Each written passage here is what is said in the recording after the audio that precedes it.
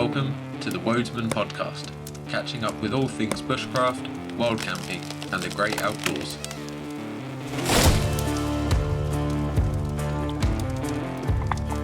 So hey guys, welcome to another episode of the Wodesman podcast. We got a really exciting, jam-packed episode for you today.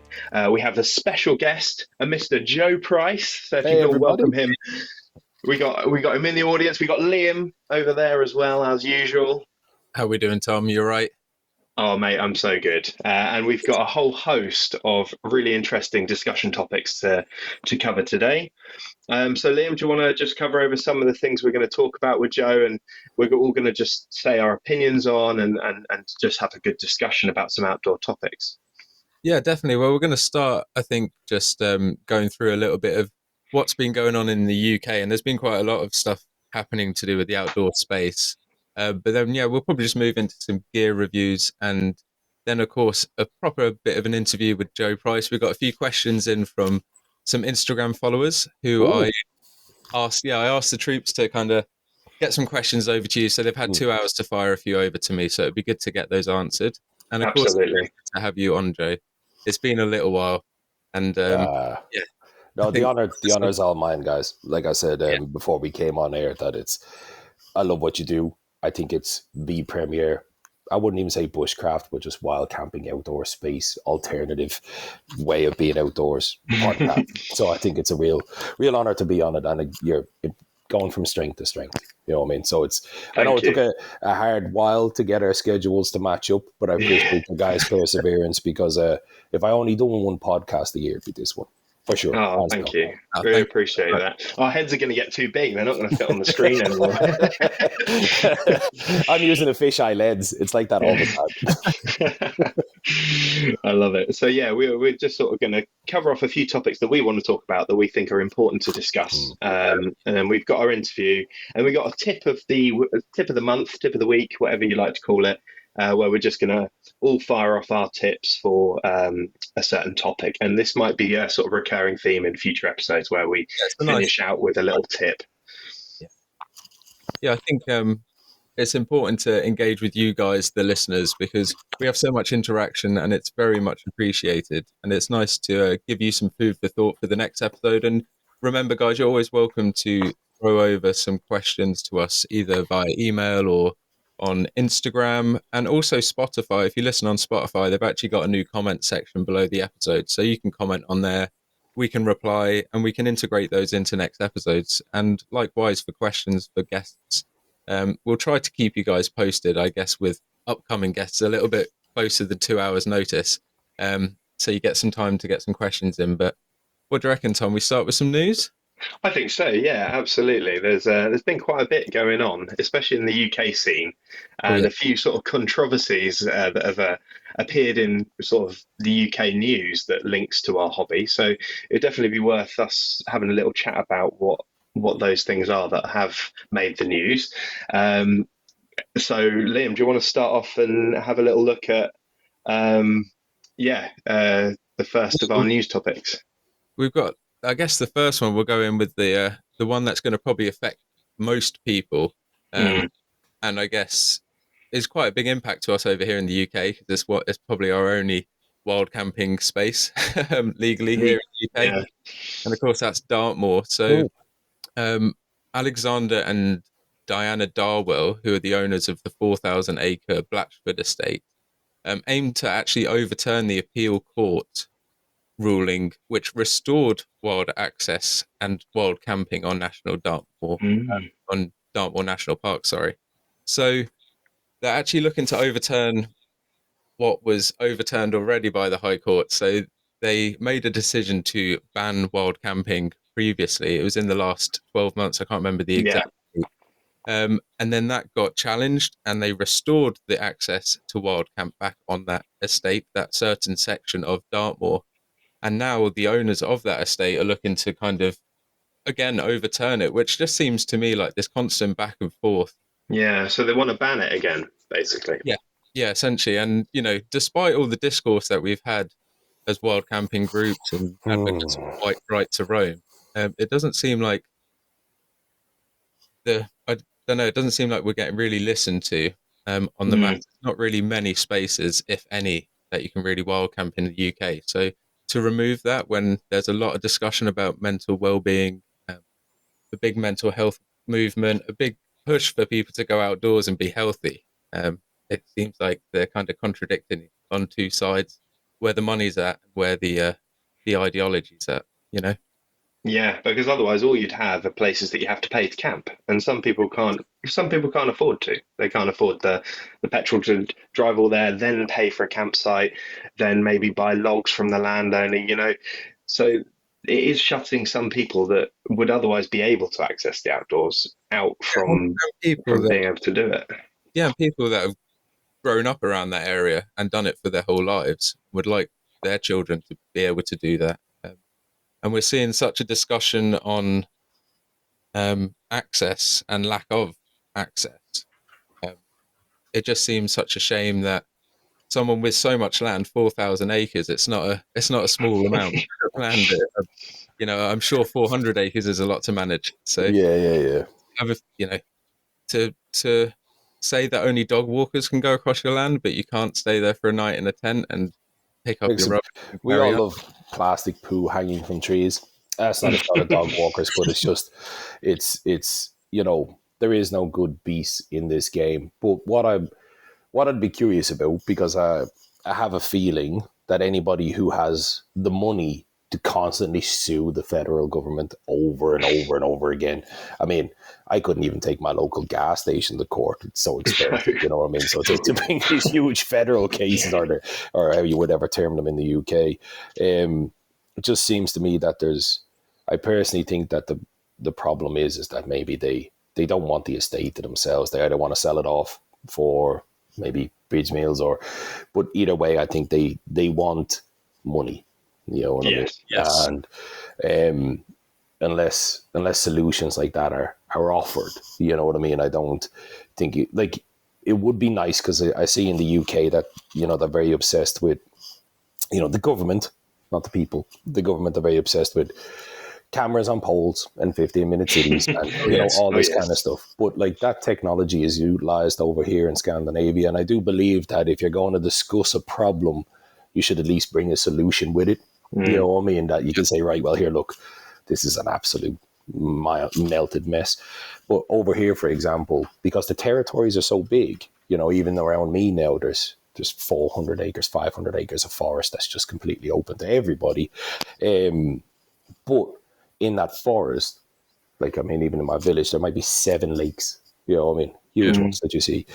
And people want to fish there, but you can't naturally police all that. You'd be hiring rangers. So the options are to either close it off or leave it down, you know what I mean? But people do leave those places in a mess. People think that places like Scandinavia, they're a little bit better. You don't get so much gold Dutch tin can drinkers and like tinfoil barbecues, but you still get messy people nonetheless. People who still haven't got the right attitude to nature.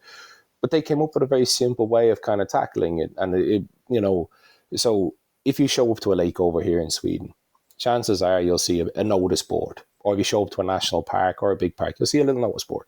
And on that notice board, there, especially in modern ones, there'll be 2 or 3 different QR codes for what you wish to do.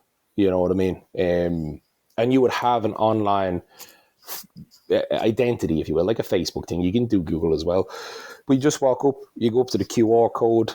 To fish, it's €5 to do whatever it is. But at least then they're able to keep a track, make a little bit of money. It's not so intrusive as going onto a website, paying with your credit card. You know what I mean? And it's really handy. Like on that trip there recently, where I was guiding people from the UK, halfway through the trip, some people decided to fish, and I was just like, "Oh, here, look, log on to the website. It's like €4.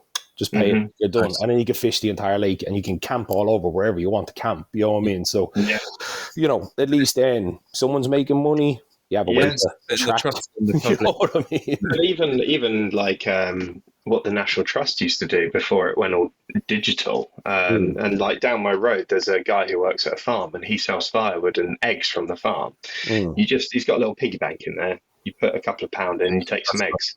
You put a £5 in the honesty box, you get a bag of logs. It's like, And then maybe there's sort of an understanding that if you can't afford it, you just put what you can afford. Yeah. And I mean, it's not going to make them big bucks, but it might cover for The maintenance the and maintenance the of it. upkeep. Yeah, because like some of the And places over here are beautiful, but they're beautiful because almost like with the podcast, like you guys have, you know, if you had a Patreon, the people who can give stuff to the Patreon means that the podcast can go on, and the people who can't, they still get to enjoy the podcast nonetheless. But someone has yeah, to support it. So if you look at the national park as if it's like as a guy's a podcast, you want to give it for free, but you know, you need groundskeepers, security guards, maintenance, all sorts of stuff. I mean, yeah, like you said, Liam, there's both sides to that coin. There's plenty of space in 4,000 acres, but I would hate to try and manage 4,000 acres. You know what I mean? I basically I would. think the other thing as well, the slight difference between Scandinavia and England is the education.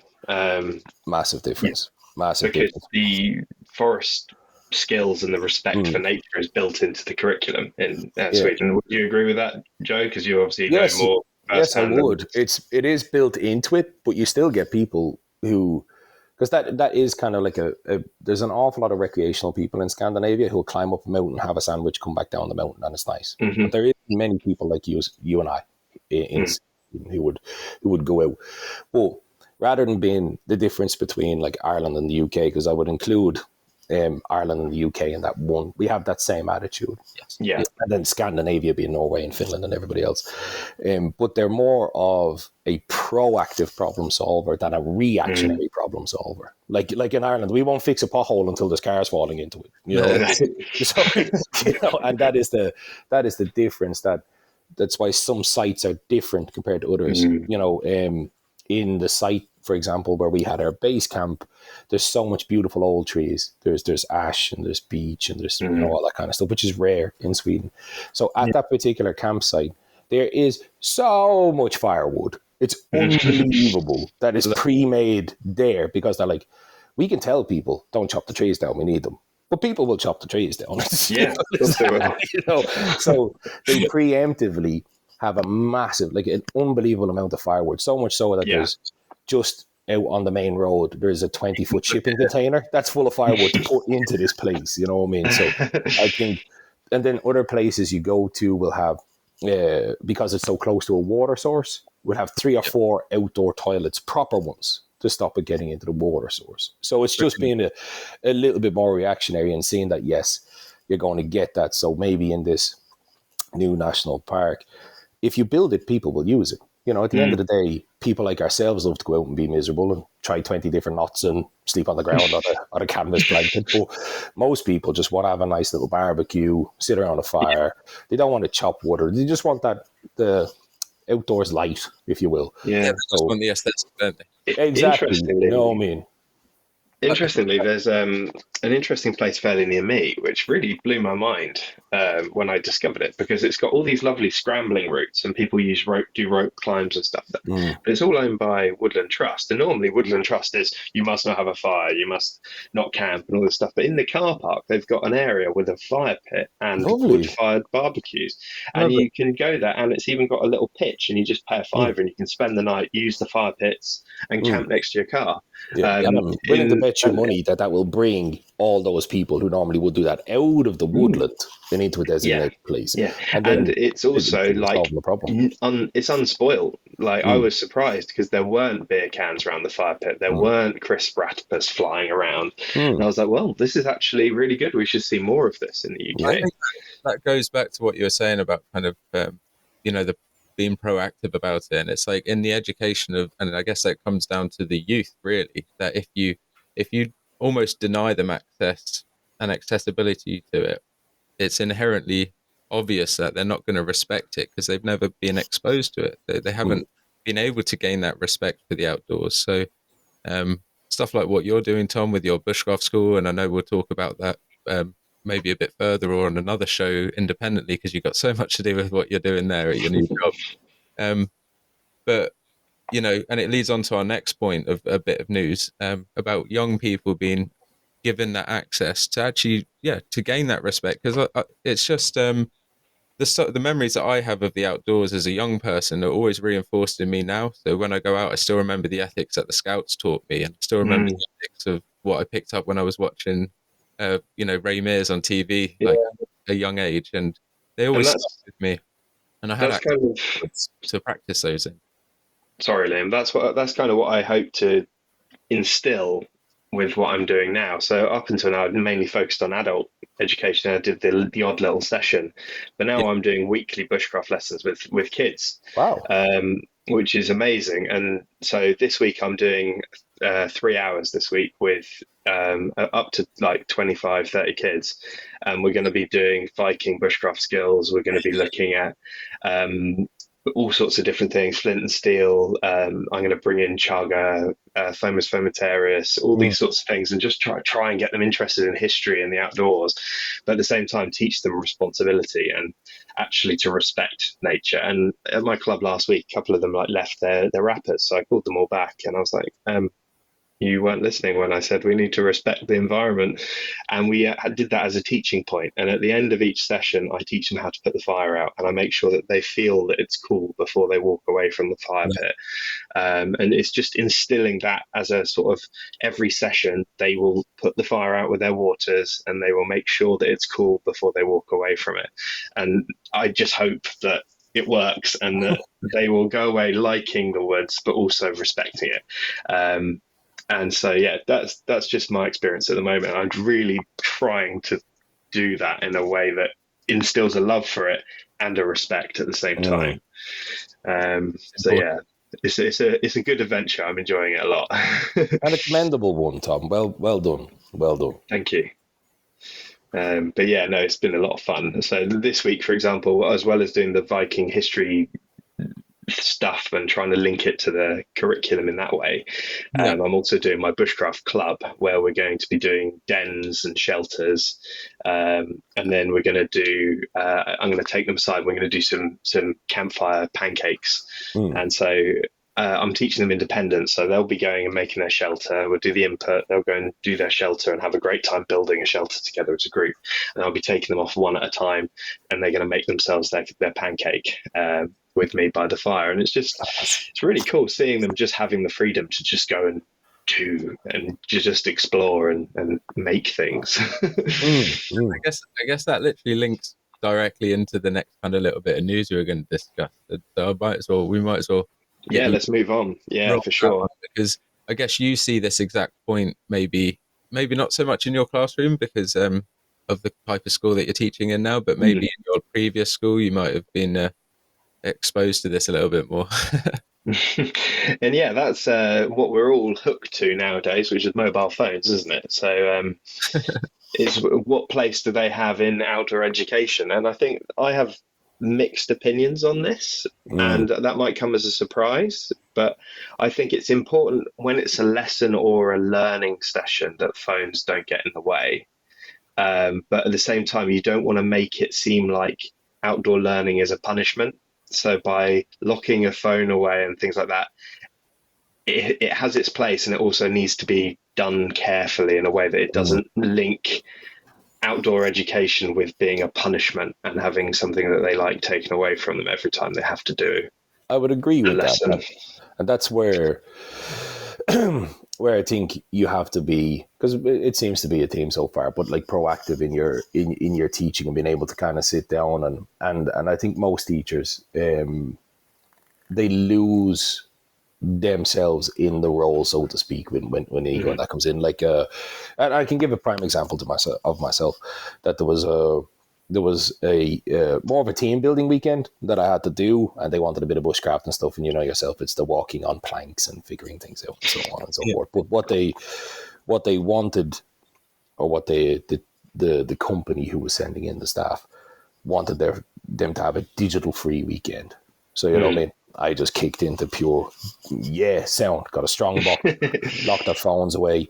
But I instantly knew it was a mistake when, you know, some people are like, oh, look, everybody's all twitchy over their phones and we're not twitchy because we're Wodesmen. That's not how teachers should be thinking. I'm thinking to myself, hold on a second now. These people have completely checked out from this. They're just thinking, what emails am I missing? They're having that dopamine withdrawal symptoms. You could see people physically getting twitchy. And I was like, no, we've completely made tit of this. You know what I mean? It turned out to be a great weekend. So then the next time around, I said, right, well, here, look, we can put them away, but then to engage them in the lesson, we'll play on that addiction. And we'll say, right, well, to get your phone back, first one to light a fire. And then all of a sudden, then they're like, oh, but I don't know how to light a fire. You know what I mean? But it's like, I'm going to show you, and if you pay real good attention, you will get it. And the first one to light the fire can have their phone back. And then it's the first one to purify water can have their phone back. And then all of a sudden now you're playing on that. Part of the game, isn't it? Exactly. And then trust me, people will do some outlandish stuff if it means that they get their phone back.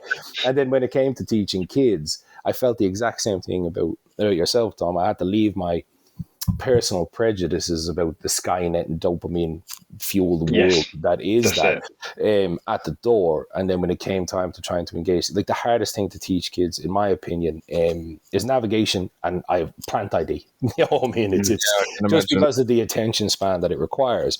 But then I turned the navigation course into a photo competition.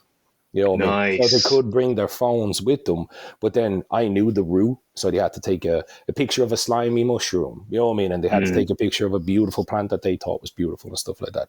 And then before you know it, they would do 4 points or 5 points of navigation really easily, you know what I mean, in a very small area. And it's about making it engaging, so it's the distraction from the phone, because the phone has become the distraction from maybe the monotony of, boring life or whatever. And at the end of the day, brain chemistry. Yeah, but then what would happen is because it was over a 4-month period, so almost like when you're genetically modifying fruit flies, I was able to see it in effect because it was a boarding school I was working in, and then people were coming in with cool stuff that they found in the forest that they had that reflex then to take a picture of the phone. Oh, we'll go in and show Joe. Joe will get excited, you know what I mean? And then, and it's at least then you're reframing what it is that they're doing rather than just.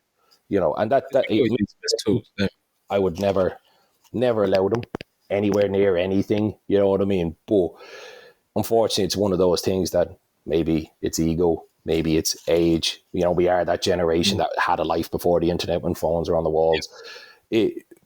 I don't think we'll ever really fully understand. Like my 8-year-old doesn't know a world without them. So why come in and try and separate the two? That's an awful lot of pulling apart. Yeah. You can show him a way to incorporate it. He absolutely loves it. Now I got him Seek on his tablet and he goes around and he takes pictures. And, you know what I mean? If he can do certain things, we have an extra pancake on the fire, whatever it may be. Yeah. But at least then it up.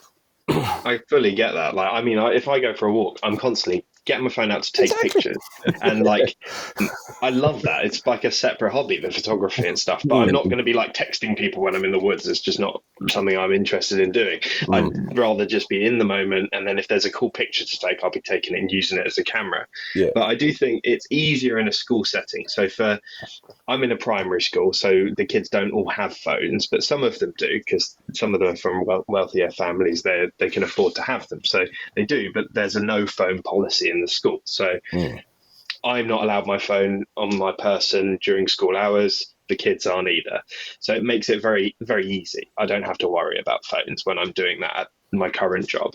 But when I used to work in secondary school, that's a different matter, because the kids weren't allowed on their phones, but of course the teenagers, they're going to go on their phones.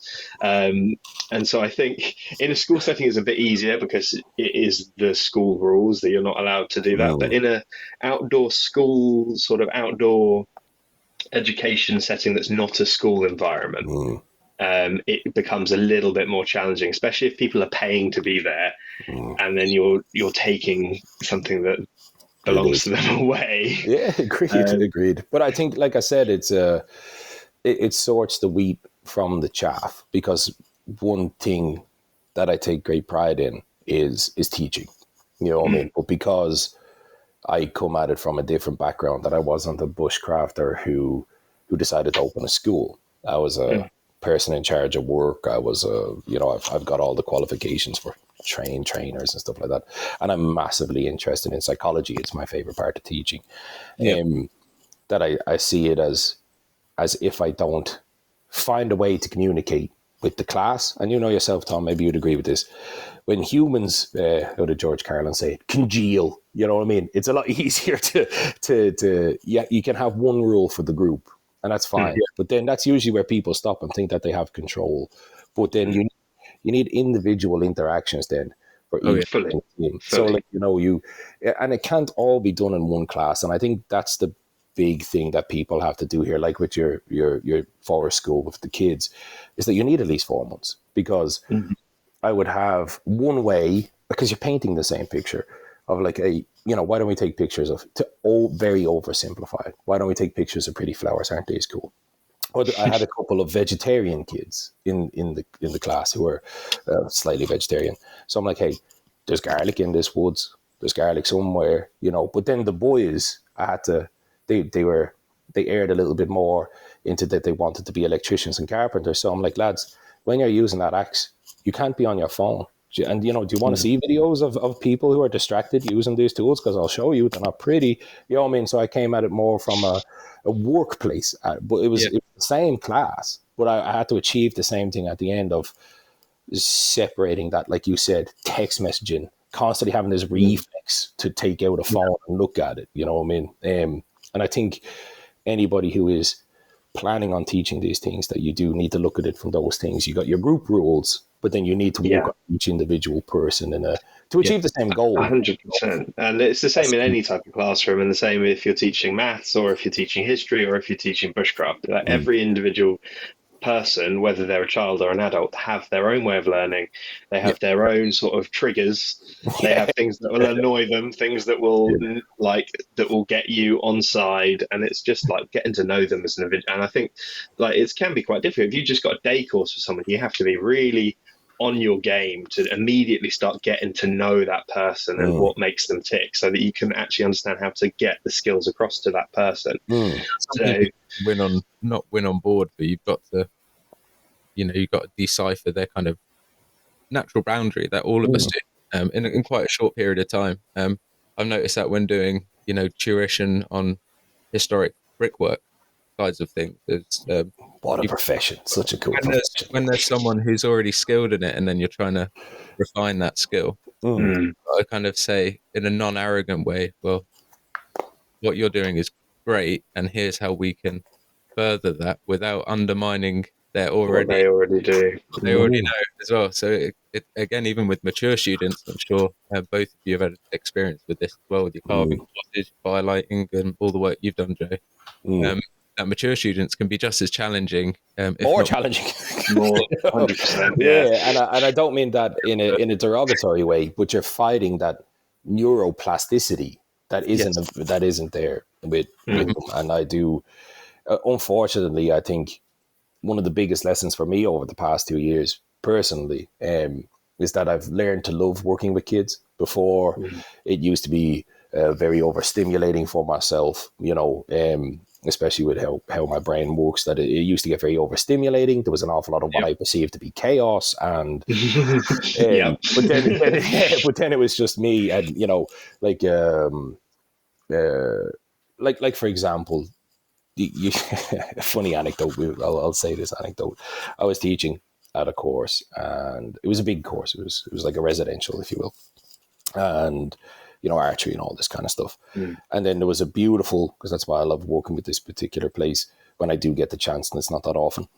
But they had a beautiful sensory area set up, something that you don't see. And that's why I think bushcraft instructors and teachers need to actually step into your world, Tom, and go take these courses that you have to take to learn about what is the current nomenclature in this place. So there's this beautiful sensory area set up, that kids who want to be in these things. So everyone was kind of catered for, but you don't prepare yourself. So, in this tent there was cordage, something tactile, something nice, sit down. And poor Ida at the end of the day was walking around. She was minding a teddy bear for somebody. She had like 3 necklaces on that people need, and it's a bit more fun. But then there's the other side of it, where we were sitting here and we were getting real engaged and with the kids, and then next of all, one of them who had autism, I recognized it in myself. We were having a laugh, and then she turns around and says, just randomly out of the blue, it's like, my daddy cries a lot. I was like, what do I do with this? And I was like, does that happen? And then, you know yourself with kids, then it all kicks off. Yeah, no, that happens. My dad gets real angry sometimes. I'm like, I am not qualified for this. I'm just you're like getting safeguarding forms just dropping yeah, from the that's it. sky on you. So, you know, that's one element that I realized that I'm like, oh, I've been approaching this situation all wrong. That quite literally they are very much tiny humans with with their own little tiny life and tiny stuff that they have to kind of figure out. And my confusion and aversion from working with them was just that I did not understand child group dynamics as much as I understood other adult group dynamics. And then the other side and the difference I found between teaching adults and teaching kids is kids will come along and tell you that straight out. You know what I mean? My dad cries a lot at night. I'm like, what do I do? What do I do with this information? Yeah. But then with adults, you will get a completely closed book. You know, and and that is that neuroplasticity of just not hard to learn new things. Like I'm sure you encompass in your job, Liam. You know what I mean? So it's very. Very challenging, but very rewarding. And I'm glad that you guys brought it up because that's going to be something that I'm going to be a proponent of over the next couple of years is stepping into that, you know, trying to at least leave that little bit of elevated space, you know, and it comes from talking to guys like you. I have major respect for you, Tom, and major respect for you, Liam. I think you both have very cool professions, but you know, if you want to do this, you know, teachers have an unbelievable amount of responsibility. You can do so much damage. In the least case, someone will never bushcraft again. But in a larger case, a joke here, a slight step there, or a misread of a situation there, and you can put something into a vicious state of catharsis that you don't know. You know, it's why I'm very anti these 1 day 9-dimensional breathwork classes and stuff like that, because people need follow-ups, or you need that's it, and everything has to be considered. Exactly. Everything you say, your choice of words, even your outward expressions and how you hold yourself, everything has to be carefully considered because, as you say, it can cause. If you say something wrong, it could easily be the last straw that causes a spiral. And as you say, you can lose them then. So particular with our content, the information we put out in our videos, you know, it's well researched and.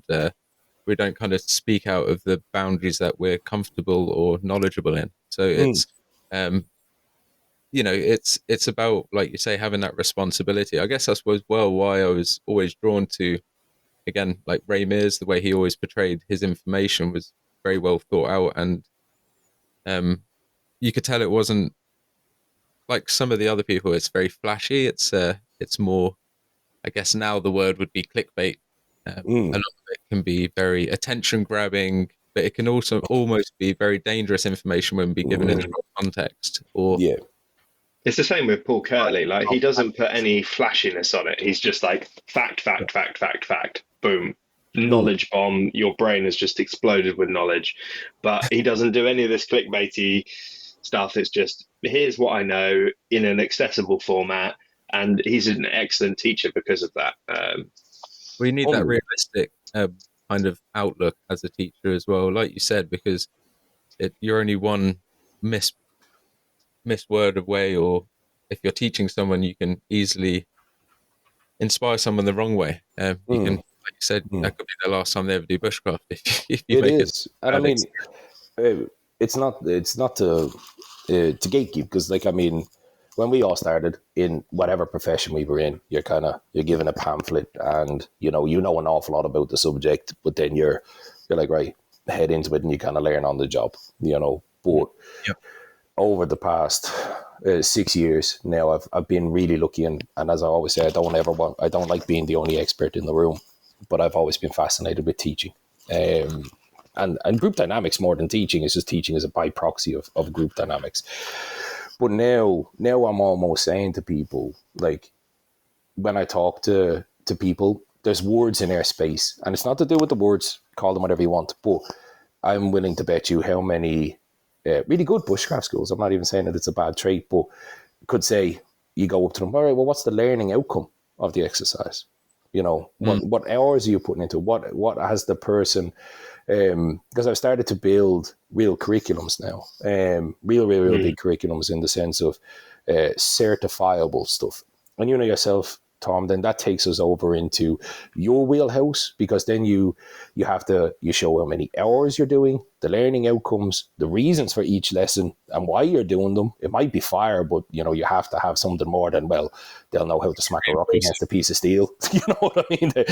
And suddenly when you start getting into like things like the NCFE, you know, that, or like, you know, if you're doing some of the construction safety training stuff like that, then you're like, they demand a minimum of like 40 hours. You know what I mean? And you're like, right, well, what am I? Yeah, well, for 40 hours, I could teach them feather sticks and I could teach them this, but then they're going to go, well, what's the learning outcome? What is the actual overall point of this, Joe? What is the student going to take away from this? And then that really starts to hone you in. But sadly, or unfortunately, or maybe even fortunately, our space has been almost like the Wild West up until a certain point. But just like every scene, you know, it starts off with, like, look at this. My son was showing me this the other day, and I thought it was mind blowing. But it started off with LAN parties. Do you guys remember LAN parties where you'd bring your computer over to somebody else's house? You know what I mean? And now they have the electronic games. It's like the goddamn Olympics with like 1,000 people in these huge halls, and it's got money and it's got everything. It's got standards and it's got rules.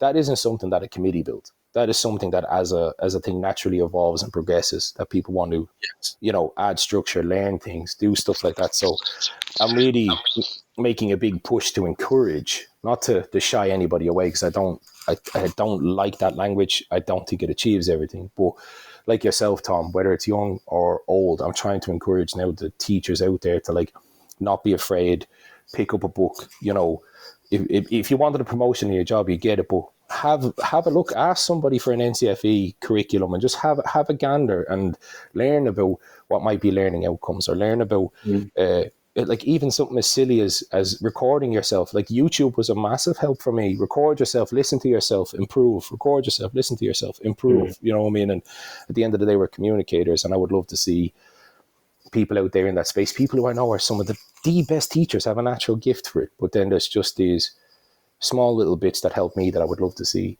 other people achieve, and then do what you do, Tom, and bring that kind of beauty of, right, well, I can say that I'm going to bring these kids in, and then in 4 months' time, they will know this. They'll feel this tall. They'll be off their phones. That's the learning outcome. That's what I want to achieve. and then you can, because like, you know, you can't implement a plan if you don't know where you're going. You know what I mean? You don't know where you're bringing the students. Come from the right goal, rather than it just being a thing to make money, which is it is my goal, is to do something that furthers those children's education, and it gives them a respect for the outdoors. It gives them a love for the outdoors. It might make them go out and do things with their parents they wouldn't have otherwise done. And so I've built a plan of everything I want to cover, but I've tried to make it accessible for the ages I'm doing. So kids are very food motivated. So they like s'mores. So if we're doing fire lighting, why are we lighting this fire? Well, we're going to then use it to cook. We're going to use it to process water. Okay, we could talk about boiling, but you're going to find that all pretty boring. So we'll talk about it, and you'll understand that to make water safe, you need to boil it.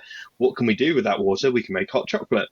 And it levels it for those kids, and it makes it accessible for them, and makes them think, oh, okay, I need water safe to make my hot chocolate. How do I do that? I boil it, I have hot water, I make hot chocolate. Boom. It's funny how you're teaching skills that like inherently were like, you know, you're taking the place of what the mother and father would have been maybe like 80 years ago, when people still did traditionally use a fire to do that, and how it's kind of moving down the line. But it's a really important thing to educate them further, because, you know, without that experience, they might not even realize that boiling water purifies. It might be the first time they've encountered that bit of information. Yeah, and before you know it, they end up being people who put water in a kettle to make, or water in a microwave to make tea. You know? Yeah, well, it was quite funny, because I did actually ask some of them. I was like, so how do your parents make tea? And they're like, they put it in a kettle. I said, what does the kettle do to the water? They said it makes it bubble. And I was just like, that's so sweet, because they've never thought about it more than they want bubbly water for their tea. And it did blow my mind. And I was like, well, that bubbly water means it's got to this temperature, you know. So it's interesting. I think we've sort of moved on from the phone conversation, but Liam, you'd found some really good quotes, which I think we should go back to before we move on. But I do think it's a really good discussion to just have. Like, I mean, definitely. And these impromptu ones are where you really get into the depths of it, and the good stuff comes out. And actually, there is no harm. Like if you're a bushcrafter and you've got a cousin who wants to learn, go out and show them things, but do consider, what do you want them to get out of your day together? Is there a skill you want them to pick up? How can you make it accessible for them? And just think about that, and then we can share these skills, and we can get the next generation of bushcrafters really skilled up. And if I could touch on a point before we leave, because it's been a nice little thrash through the weeds, but I understand we got to go on. But I had that same conversation there very recently, Liam, with a very good friend while we were having coffee in the woods here, and we called it there's no traditional granddads anymore. You know what I mean? That's not got anything to do with sex or whatever, but like there is no one for that for the young folks. It's almost like you have to become a modern traditional granddad, if that makes sense. Because when I think, because I was very lucky to be born to old parents, you know, I mean, my dad was 45 when I was born. So from a completely different generation than myself. Right. And he kept that generational company. But they'd always have pocket knives. They'd always whittle. They'd always know some cool thing, even if it comes to fixing cars and stuff like that. And it was inspired by this YouTube channel where it's kind of a sad story, but this guy on YouTube, he makes the videos for people who never had dads. You know, I've seen him. Yeah, and he's huge. He does great TED Talks and all now because of it. It started off from a good place. But that's the gap that guys like us, and girls, it doesn't matter, but people like us are filling at this moment. Is that there is no, like you mentioned, the conduit between the younger generation and here. So it's just, you know, you don't have to be the next Neil deGrasse Tyson, but maybe it'd be cool to be a cool granddad for somebody that just doesn't have no granddads. And that's, and if you sit in that granddad pocket, and then you're in the zone. They're in the zone with these kids. You know what I mean? It's just nice to have that. Yeah, you touched on a good point there, because I take it for granted, but the amount of times I'd walk with my granddad, you know, my father's father, he'd be like, I'd say by about, he'd look and he'd be like, by the way the crows are flying, I'd say it's probably, 3 o'clock. You know what, like, you know. Yeah. It's what I love about Morris Kachansky, because I never had a grandfather. I was lucky enough to have my dad, but I never had a granddad. And when I first discovered Morris, he just has that vibe of, you know, he'd tell you some fantastical story about how he stabbed some whale somewhere or whatever else. But then, like, at the same time, you know, he would be dropping some cool knowledge bombs on you, like how to do it. Should that be your forte? Like, you know, so it was cool. So I just wanted to add that there before we for sure. Well, Liam, you met my granddad, didn't you, last weekend?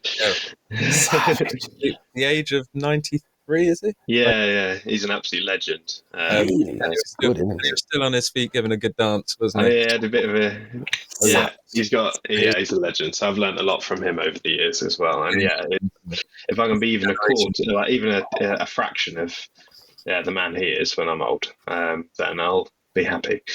There you go.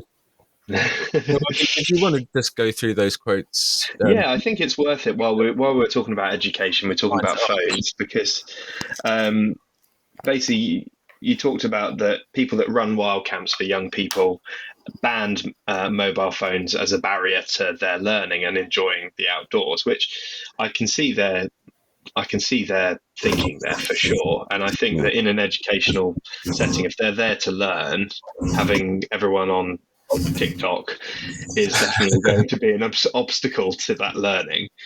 I can see how it could be very disruptive for sure. So it was a rewilding youth in East Hull Community Farm. They work with young people from disadvantaged urban areas and engage them with nature, which is a thoroughly awesome thing that they're doing, and that's really good. And they do foraging, firelighting, all sorts. So Liam, you found a few quotes from Colin Phillips, who is one of the educational workers who works there. And they said that stripping away the phones has actually been a great success for their business and for their educational programs. Yeah, which is like you said, it's one of those decisions that, you know, you've got to do carefully, or you shouldn't do lightly, because you could, of course, drive a bit of a wedge between that outdoor space, like we discussed. So Yeah, it's good to see that they had a good success with it, though.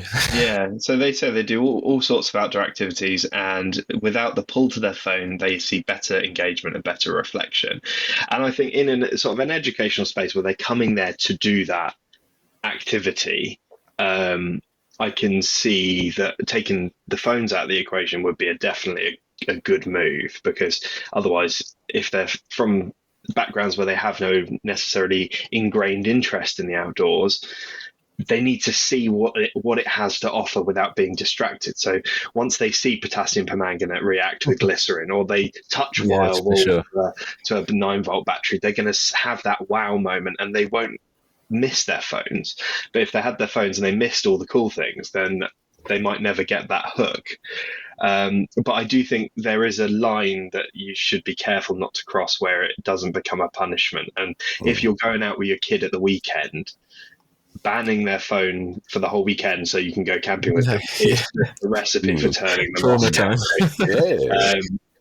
So I think a good idea, but done with caution and in the right context. In a learning environment, yes, maybe while you're giving a lesson or a safety brief, definitely no phones. But then when you're going out camping for the weekend, for fun, then you do what Joe said and engage them in their way. So get them taking photos, get them make a vlog of it, like whatever. That's what I did my oldest son. Yeah, it's important. Make it a vlog, but it's also just because to come at it from a different angle, so maybe people can understand it. But the thing that changed it for me is that I finally had to admit that phones are an addiction. You know what I mean? It's may not be for guys like us. We're very lucky to be of a generation that didn't have them. Some days it is, depending on how many emails you're getting. But I now judge it because of that lesson that I learned at that class, and understand the addiction and understand addiction, that that you have to kind of judge where that level is. You know, I had close to 400 students over that 4-month period of all ages and colours and creeds. So like I said, it was a great testing ground. It was like being in a laboratory. But some of the inner city kids, there was a lot of trouble with taking them off their phones just because of the addiction. The kids that came from the more rural areas, they didn't have such an addiction, so they could be away from their phone for maybe 30, 40 minutes before the jitter started.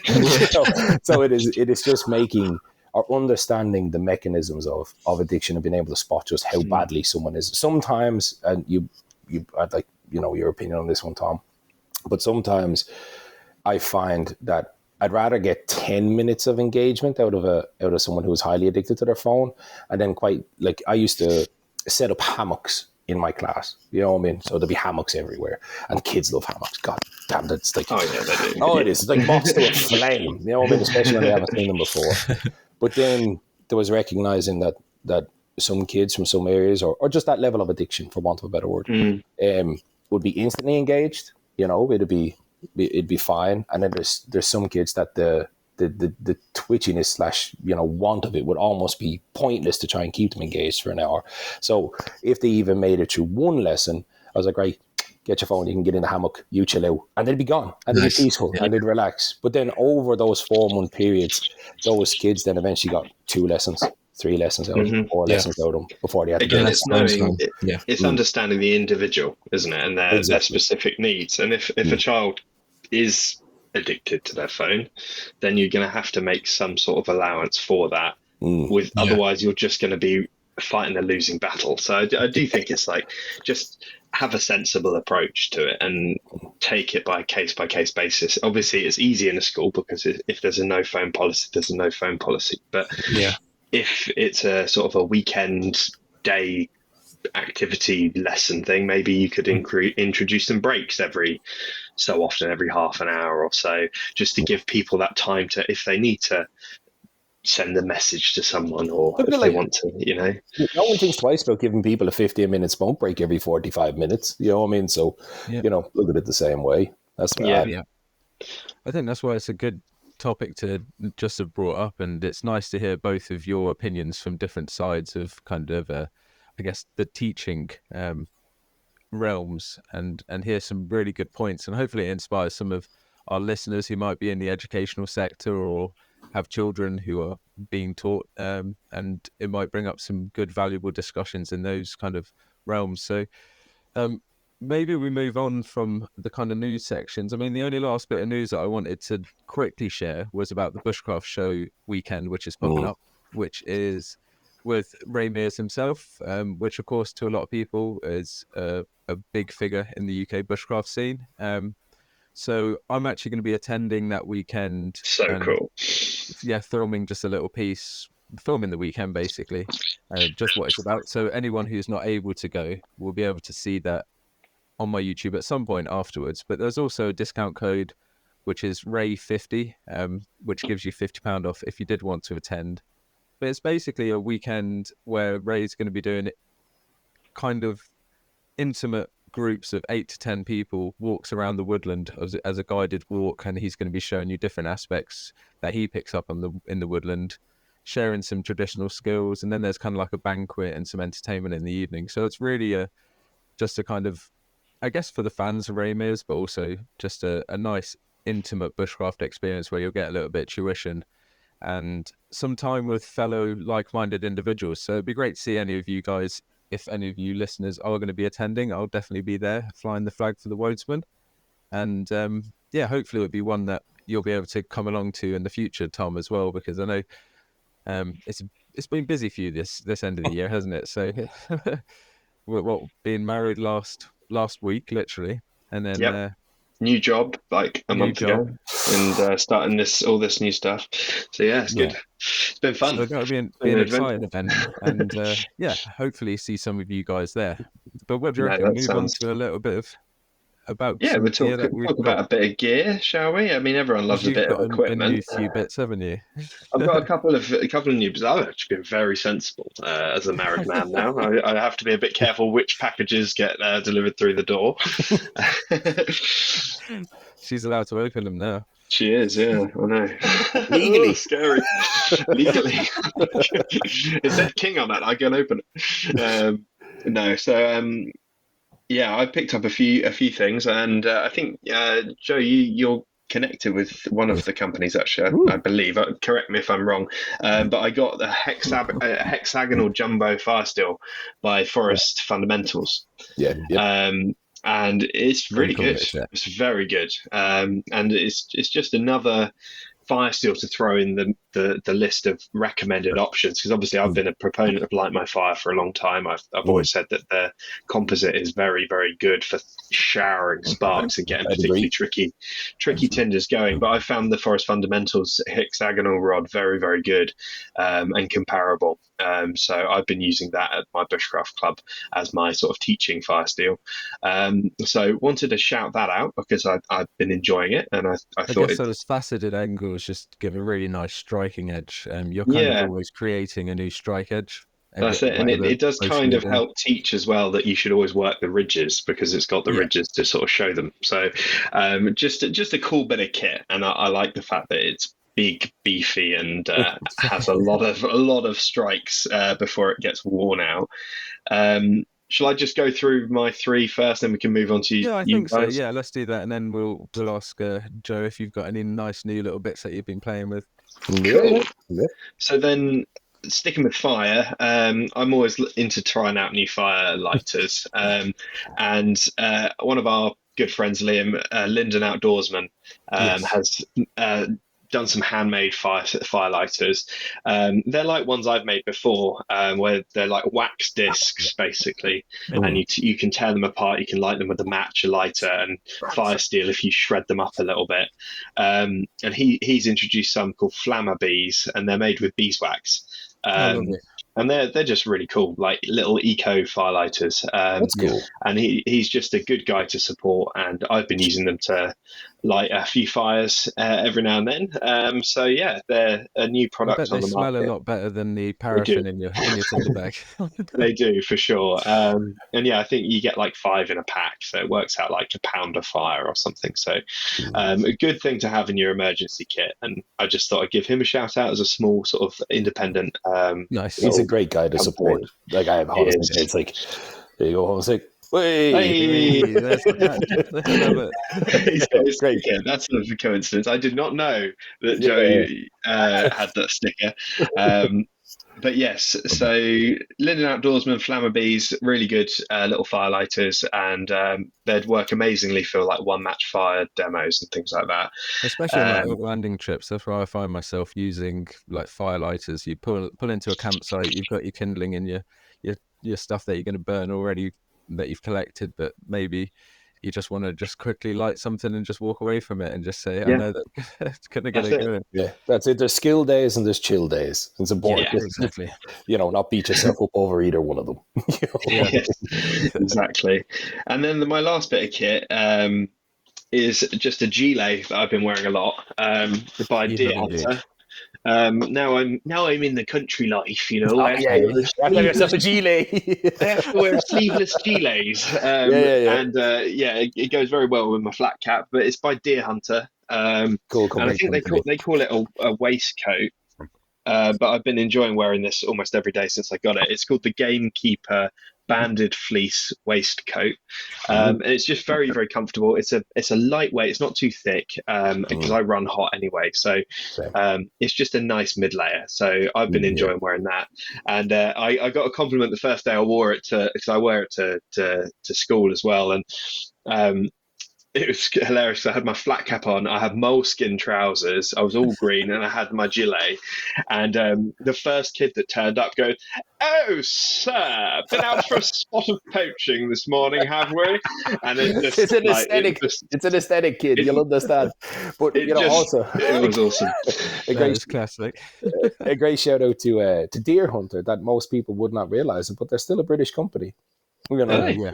And they're fantastic. Yep, and they make all the stuff in the UK. The fabrics obviously come from overseas, but the quality control on the fabrics is spot on. But they're still a British company, small. I actually don't know, and that's because it set my tisms off. That I'm like, there's no way they can make that quality in the UK for that cheap.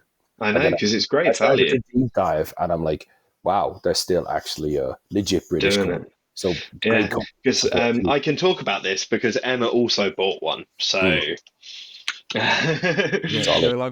My first proper, I guess, camping gear that wasn't army surplus kit was Deer Hunter gear, sorry. And I still have them. Like it was so oversized for me at the time that I could still put on what was large jacket now, and it's a good size jacket for me. So fantastic. And I got the kind of like, they have this really amazing material. It was the first time I'd experienced it, but like the silent waterproof fabrics. So which is amazing for outdoorsmen, especially when you're hunting or stalking. A lot of things, nylon jackets, they rustle a lot, but these are it's almost just like a fleece material that is fully waterproof. Fantastic. And yeah, that jacket is still rocking. I've probably had it like 18, 19 years. So yeah, shout out to their gear for sure. Yeah, no, big shout out. They're a good plug, and it's nice to support indigenous industries too. There's not many absolutely. left. Oh man, no. Well, that's my gear. That's my gear corner for today. I've been quite quite cool good. gear at that, Tom. Yeah, Nice. yeah. I like it. I mean, I'll probably jump off of the gilet and say I've actually just received the bearskin, a new bearskin hoodie, which they've asked me. I did a rundown of their version 3, and I know you did as well, Joe. So they've sent the version 4 now, which I'm happy to see. They've done a few little amendments and listened to some of the feedback that I know yourself especially were very vocal about, Joe, being with the Velcro. Yeah. So they definitely refined that, which is really good. Awesome. And they've also got it's like a zip-in function, so the fleece zips into the waterproof jacket, so it becomes an all-in-one jacket. Or you can remove the waterproof from the fleece. So I'm not going to spoil too many beans on that, but it's a bit of kit that I'm excited to be checking out and testing. So hopefully later on today, it rains a little bit more and I can get outside and test it. So you'll rarely ever hear me say that. But yeah, that's one bit that I'm really looking forward to testing. And I guess the other bit of kit that I wanted to shout out was, and I know we're all fans of them, Petromax. I got one of their, I think like 24 centimeter frying pans with the nice long handle, the wrought iron. And that thing is just insane, right? It's so good. I managed to get the season on it finally. It was a little bit trial and tribulation of it, just smoking crazy, and then not enough salt, too much salt, not enough oil. But once I got it now, nothing sticks to it, and it's just what a bit of kit. I mean, it's heavy, but something I can chuck in the truck. Know that I'm not going to melt it on the fire. The amount of time I see people go out with like the Teflon aluminium pans and they just dissolve into the fire. They've just got a handle left. Causing us to have full twitches over here. I've seen that happen way too many times on like Facebook posts and Instagram and first person. So it was nice to have a really good frying pan. That's just a little bit bigger because before it had a Dubaya, which is French company, like a French chef's pan, and they're fantastic. But the bigger pan size you get, because they've got higher walls, the weightier the pan gets, and it's just a bit unrealistic. So this is that kind of perfect. If you've got a little bit of extra weight room, chuck it in and you're set for the weekend or however long you're out, really. So yeah, that was my really 2 bits of kit. I know for most people, a frying pan isn't too exciting, but to me, it was my biggest purchase of the year that actually I've used it every time since I bought it. So to me, that seems like value for money already. It's beautiful when you do Definitely. get a piece of gear like that. It's not often they come up, because it's hard to predict whether you can put the best laid things down. But I'd also give a shout out to Bearskin. It's, yes, I was just because I am a product tester, very vocal about where they could improve. But I think healthy criticism brings out better That's products. important. You know what I mean? But Absolutely, yeah. at the same time, it didn't detract from the fact that I would, and still do, recommend the Bearskin one, because it's like a Helicon Patriot fleece, but just better built. You know what I mean? It really genuinely is. I haven't worn it since last winter because of how warm it is. And now in the winter, I'll live in it. Cuffs or not, I'll still live in it. They're a good company to get behind. Is Bearskin too. Yeah, same as that. I was really impressed with how wind protective it is. So was I. I guess like you could say it's very easy for companies to state something that doesn't really match up to it when you're doing the testing. But apart from, like you said, where the wind was maybe getting in the cuffs when it loosened up, the fabric itself is extremely they've done some magic in it for sure. Can't fault it. Oh, no, Every time I hear bearskin, I just hear the YouTube advert. It's like, "Are you tired of rubbish hoodies?" they can dial in a bit on that. That's for sure. Yeah. Manly man. Mangineer, So funny. using mangenuity. No, it's good to know that you've also got the same kind of thoughts on that with me. And I mean, is there any other favorite bit of kit or a tool that you'd say for the last 6 months or since we've last seen each other, you've kind of been grabbing every time, or you thought, actually, I wouldn't go without this? Yeah, because most people would not be aware, but that is kind of, I have so much kit, but I am a full-time tester, you know what I mean? And it's now crossed over into that legal realm of NDAs and stuff. I mean, there's so much stuff. I actually have an exclusive for you today.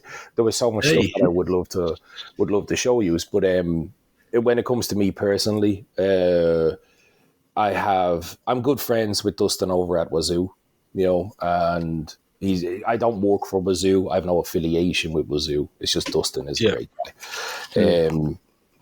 And I was always ribbing him because I don't do gimmicky stuff. You know what I mean? I'm not a fan of stuff that does 27 things or has a wind-up radio in it, or has a place where you can store your tarot cards. It doesn't bother me in the least. I'm out in the woods every day. Every day I'm out there. So, but they sent me a load. He's like, no, it's different. We actually have teams like you, and Dustin is very supportive of the outdoor community. So very quickly, I've been using these. I only used it for the first time there the other day, and I damn near set my hands on fire. But these little fire cards. Oh, nice. Yeah, so people like myself talk to Dustin, and I love my like Tim's waxed version cotton pad things. You can either buy them or make them at home. But as there is a difference between having a nice little tin in your day pack and being able to head out and just light your fire really quick, like you said, to having something that you can just have in your wallet for a year and a half. I know because I've Yeah. melted an awful lot of them. I've ruined an awful lot of wallets and shirt pockets and stuff. But they sent me this, and I was like, okay, it's plastic, but this thing is like compressed petrol. It's insane how good this is. But also as well, that unlike those kind of cotton one use kind of, you can tear off a little bit and you can have a go, but you can actually you can scrape this one, you know what I mean? I love it. You know, you can, and in the photo that I posted recently, I scraped off a side of it, I hit it with my lighter, it'll take a spark from anything, and then this little piece of flame licked up onto this, set the whole car to blaze. It just went completely. I ended up having to launch it in the fire, but I like the fact that it's a little bit sustainable. You could bring it to school, Tom. You know, you can have it on construction sites. You can get these customized as well if you want. Nice. I'll have to get a couple of those and test them. I'll try hook you up, guys, just to see. But it's just some Wodesman business cards, flammable. Extremely flammable. But what I also like about it is because I have to travel so much that anything that contains petroleum or anything like that, it can set off vapor alarms, you know, especially if the wax is cracked on it and stuff. Whereas I've traveled all year, you know, because Dustin sent to me a very long time ago, I just never used it. I've traveled all year with that and it hasn't set off anything. That's good. Yeah. And then the next one is actually, this ain't no plug, it's just a coincidence he is editing the video behind me, but it's this cash belt system, you know, that Wazoo sell. I actually have it on me at the moment, that's why I'm not going to take it off. But I have a video out on it where it's just, I've tried belts that you can keep things in before, you know what I mean? And they always end up stabbing you in the kidneys, or you end up with a punctured lung, or, you know, they're rough, you know, and the belt itself is no use 90% of the time. It's made out of Chinese recycled newspapers, most of it. But this one is actually like made out of the same stuff that like police officer duty belts would be made out of. Nice. It's cut like a gun belt, you know what I mean? And the pouch is deep enough on it. So I keep a few accoutrements in there, nothing crazy, you know what I mean? I'm not going to, you know, have to cut cut myself out of a plane fuselage, but I keep a few cable ties, a few small ferro rods. I have a little water purification system that I've made that's really tiny and can kind of sit in there. But the main point of it is that, you know, I have to sit on airplanes for 6 hours. I have to go through airport checks. And I just, like, there's a couple of times I've gone to kind of remote-ish places, not like the Amazon, but your luggage can get lost anywhere. And I don't like that being separated from stuff, but I just take this belt off. Like, I got this is my phone here. I have my fire card in here, and I have some Band-Aids and a little small first aid kit here. I throw them in the airport thing. They come out the other side. I put them on. At least I have it. And it's just having kids and just, you know, like my youngest guy could cut himself on the floor. Like you could put him on an infinite radio plane and he'd find it. You know, so it's just nice to be able to have these things not in books. Yeah, so they'd be my two. And then my third one would be, you got a brief glimpse of it there, but I asked the guys if I could show you because I just love your show so much and want to bring a bit of value to it. But this is the latest. This is the prototype one. So beauty. That's the full flat.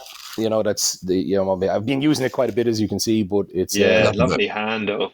That curly patch. It is indeed. So we're looking at a heli, aren't we? That's it. A full flat grind Nordlease. Nice, beautiful. You know, it's got all those dimensions. It's the beautiful tapered taperness on it.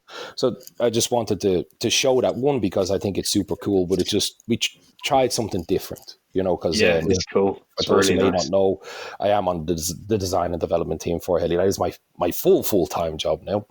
And with this only weighs 120 grams. Wow, that's light. At 4 inches, full tank. Amazing. You know?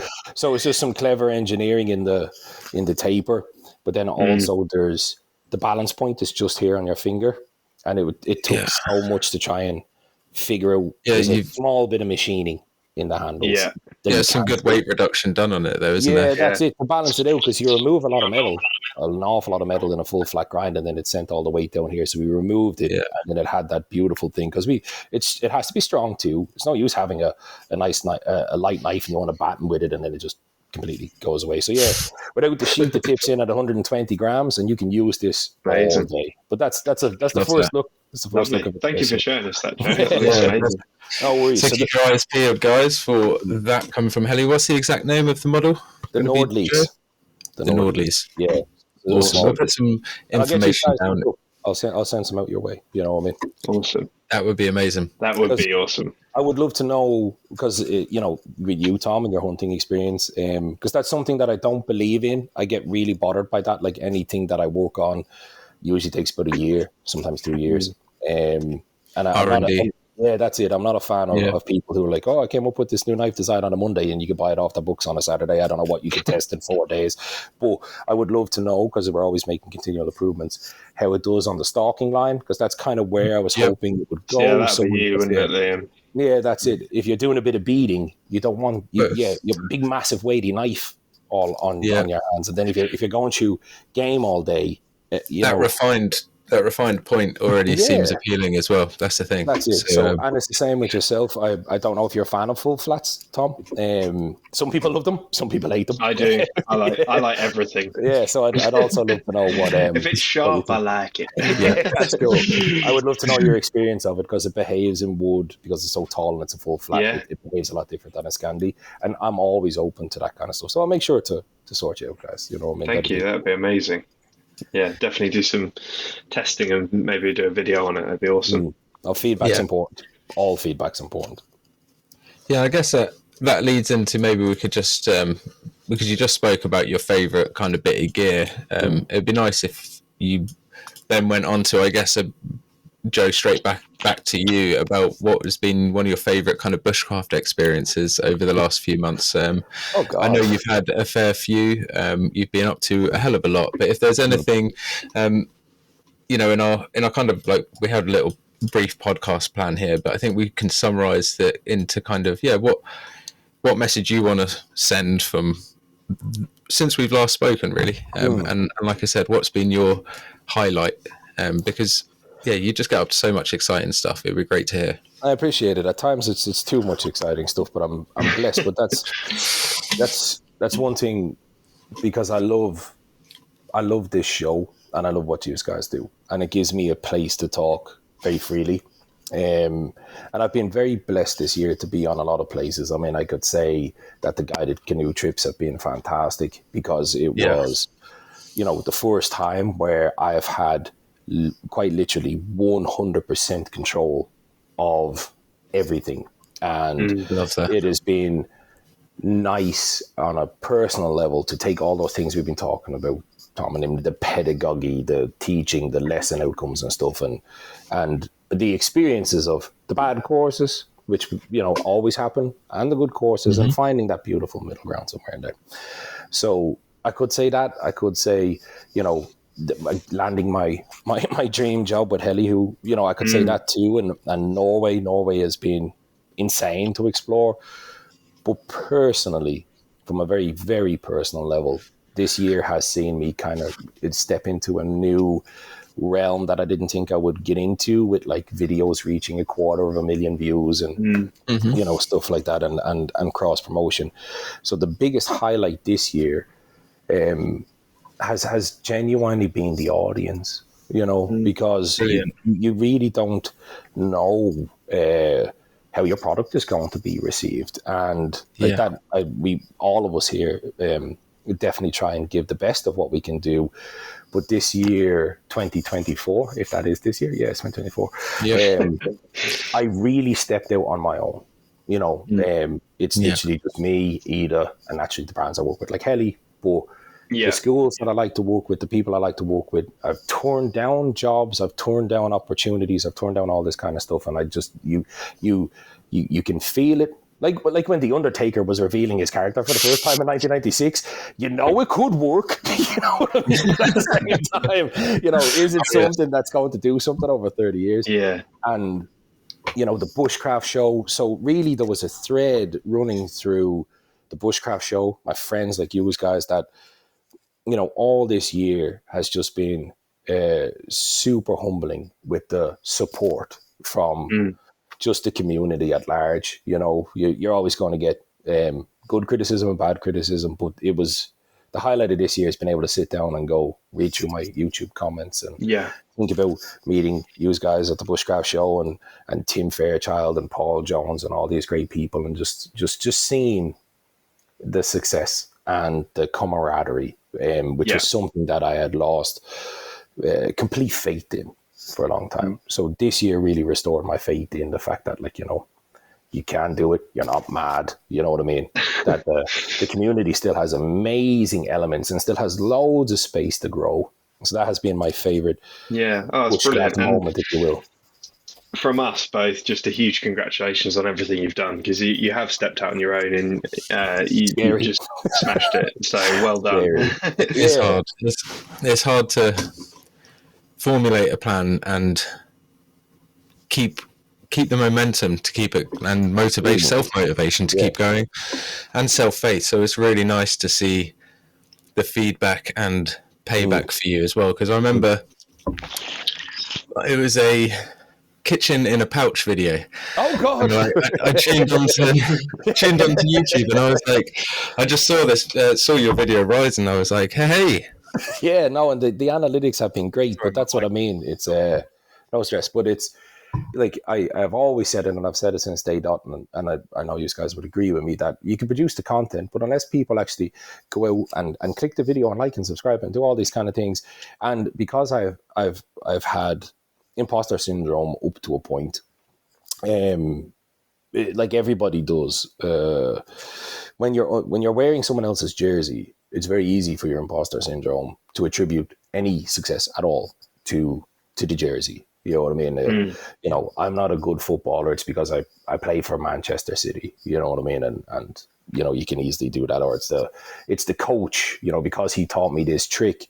Well, then that's why I'm good. It's not the 100 hours to practice the trick to get good at the trick. It's just to, you know, and both are part of the same coin. So this year, that was really touching and overwhelming at times. It's a brilliant video as well. Yeah, and I appreciate it, man. It was not one of the ones that I planned on. It was shooting from the hip, that one for sure, because my accent comes out in it, and I get a bit squiffy in the middle of it. But I think that shows when you're. Sorry to interject here. No problem. It shows when you're just being yourself. How it's rewarding to know that when you are just being yourself and you're shooting from the hip, that you still come across in the way that complements your overall vision and plan. Of course, and a lot of credit to you there. But this was the first year that, thanks to the fans and thanks to being out in my fans, but thanks to the community, that when someone gave me a compliment, it went in, inspired me to teach more, and it didn't get automatically deflated and attributed to something else. And that was the best Bushcraft moment I've had this year, because it's been the theme of it behind the scenes. It's been really inspiring on a personal level. Yeah, that's really nice, and it's it's well deserved as well. I mean, I had a similar thing with my my river trip. I was kind of taking a while editing it because I wanted it to be something nice, and it's you know, and I'm not saying it's gone viral or anything like that, but it's nice to see the people watching it appreciating it, and the comments coming in that are wholesome and like, oh, I did this trip with my daughter and it's bringing back such great memories. Stuff like that. It's really nice when, like you say, the community reinforce what you're doing. And I know it's there's always a lot of it's hard in our scene to get out there with reach. Sometimes a lot of shadow banning goes on Instagram. There's hello. So yeah, it's a very hard thing to navigate, and it can get quite, I guess, at times you can get quite introspective with it and think, oh, is it the content I'm putting out isn't good enough, or is it the you know, and more often than not, it's not. You know, it's literally just a case of fine tuning a certain aspect of that content to appeal or to trigger a certain thing. Through the, and it is, and people shouldn't get so hung up on it, like we've discussed on the show before. But what you should do is not all your peers, but, and I wish the bushcraft space had a little bit more of it. Like I read an awful lot of like medical journals and things like the Lancet and stuff like that. But like this year for me, I didn't focus on whatever Joe Blogs was saying, because some people will just, depending on whether they've had their cornflakes that morning or not, just throw some shade at you. You know what I mean? But I found a great group of peers, you know, and then 2024 was the year that I came with my my paper, my thesis, my study, and I'm like, hey, I think this could work, if we do a little bit of this, we do a little bit of that, and we shimmy left, we shimmy right. That I have this theory, and then over the past 8 months, it has been peer reviewed and proven a solid theory, and then to myself, that has been great, because it then has given me an inspiration and a foundation to grow. That's why you're starting to see these MLM courses and more certifications and all that come in, because people have come and people have left and people have come back wanting more, and you're kind of like, right, that's cool. It worked. Sure. Like yourself, Tom, or like yourself, Liam, when you come up with a day's activity for the class, or you got to get people prepared for a test, and you don't know if any of it's going to work, but your experience and your gut feeling tells you that it's going to work, and you trust it, because trusting yourself is incredibly hard. Yeah. And then it happens. It's really nice and inspiring to be like, right, okay, cool, what can I actually improve on this, and what can I improve on this, and how can I keep improving? And for a while there, the like you touched on earlier, Liam, the space itself became very leggings and false nipples and dangerous information. Like I seen a video there only this morning saying that snow helps with frostbite by like massaging snow. And I was like, mazel tov. And if you're already in a bad place, that can already not help you, you know what I mean? But then this year now I'm really pushed to go, you know what I mean? And what about you guys? I mean, I want to hear more about how you've been getting on at Paul's place. I'd love to hear more about what you're planning, Liam, Yeah, I have. So I haven't done as much with Paul this year, just because everything's been so busy.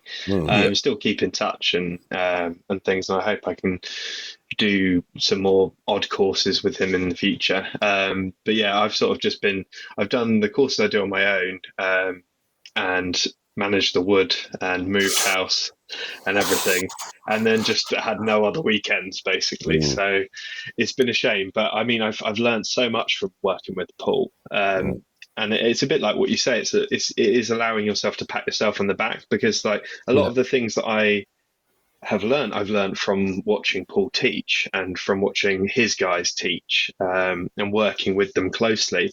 So, for example, my Bushcraft club last week, we made model shelters before we made a full size shelter. Cool. And that's taken straight from Paul's teachings, and watching Paul teach shelter building, and his guys do that. Henry and James, for example, so just seeing them do a shelter building session and watching them build little scale models of it, and then me thinking, hey, that would actually be great to show the kids, because kids love models. They love building the little miniature models, and we can build it with sticks in our forest school.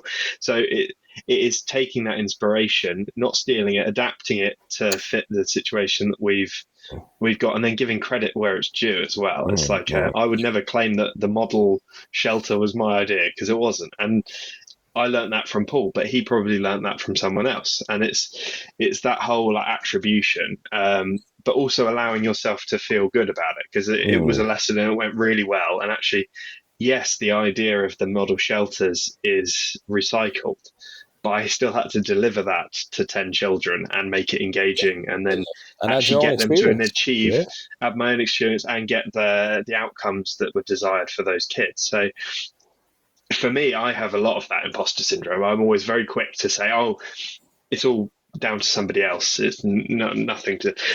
So I think I need to do a little bit more of the old back patting when something does go well. You do for sure. What about yourself, Liam? What has been your favorite memory or personal achievement over the past 6 months? I think actually building, and it's relatively small at the moment, but a nice community on a streaming platform. So Twitch, and which is a gaming platform. Twitch is where you go on to watch people. And I have to say, raid at Counter-Strike. that was a ballsy move, dude. And I was cheering you on from the counter here. I have very sketchy internet. I'm glad that it's worked for all this. I threw chicken bones down earlier and prayed to the machine gods, the Omnissiah, that this would work. But when I saw that, I just want to say from this very couch here, I'm like, yes, you do it. You know what I mean? Because it'll work or it didn't work, and it worked. But like either way, someone is is taking what they know from their generation and being super brave and pushing it onto a very complicated platform, but a platform that no one in their space is trying to engage anybody in. You know what I mean? Yeah, And well, all my credit to dream is you. like, All if credit to I you. can get some gamers to switch over from that and be like, oh, there's a chap in the woods doing some random stuff, whatever I'm doing at the point, or going for a walk. Brilliant. You know, and it's been nice to see some people come over and say, "Oh, I've never seen anyone do this before. What are you up to?" And I'm like, "Oh, this is bushcraft." Yeah, sure. It's Call of Duty in real life. You know? Yeah, exactly.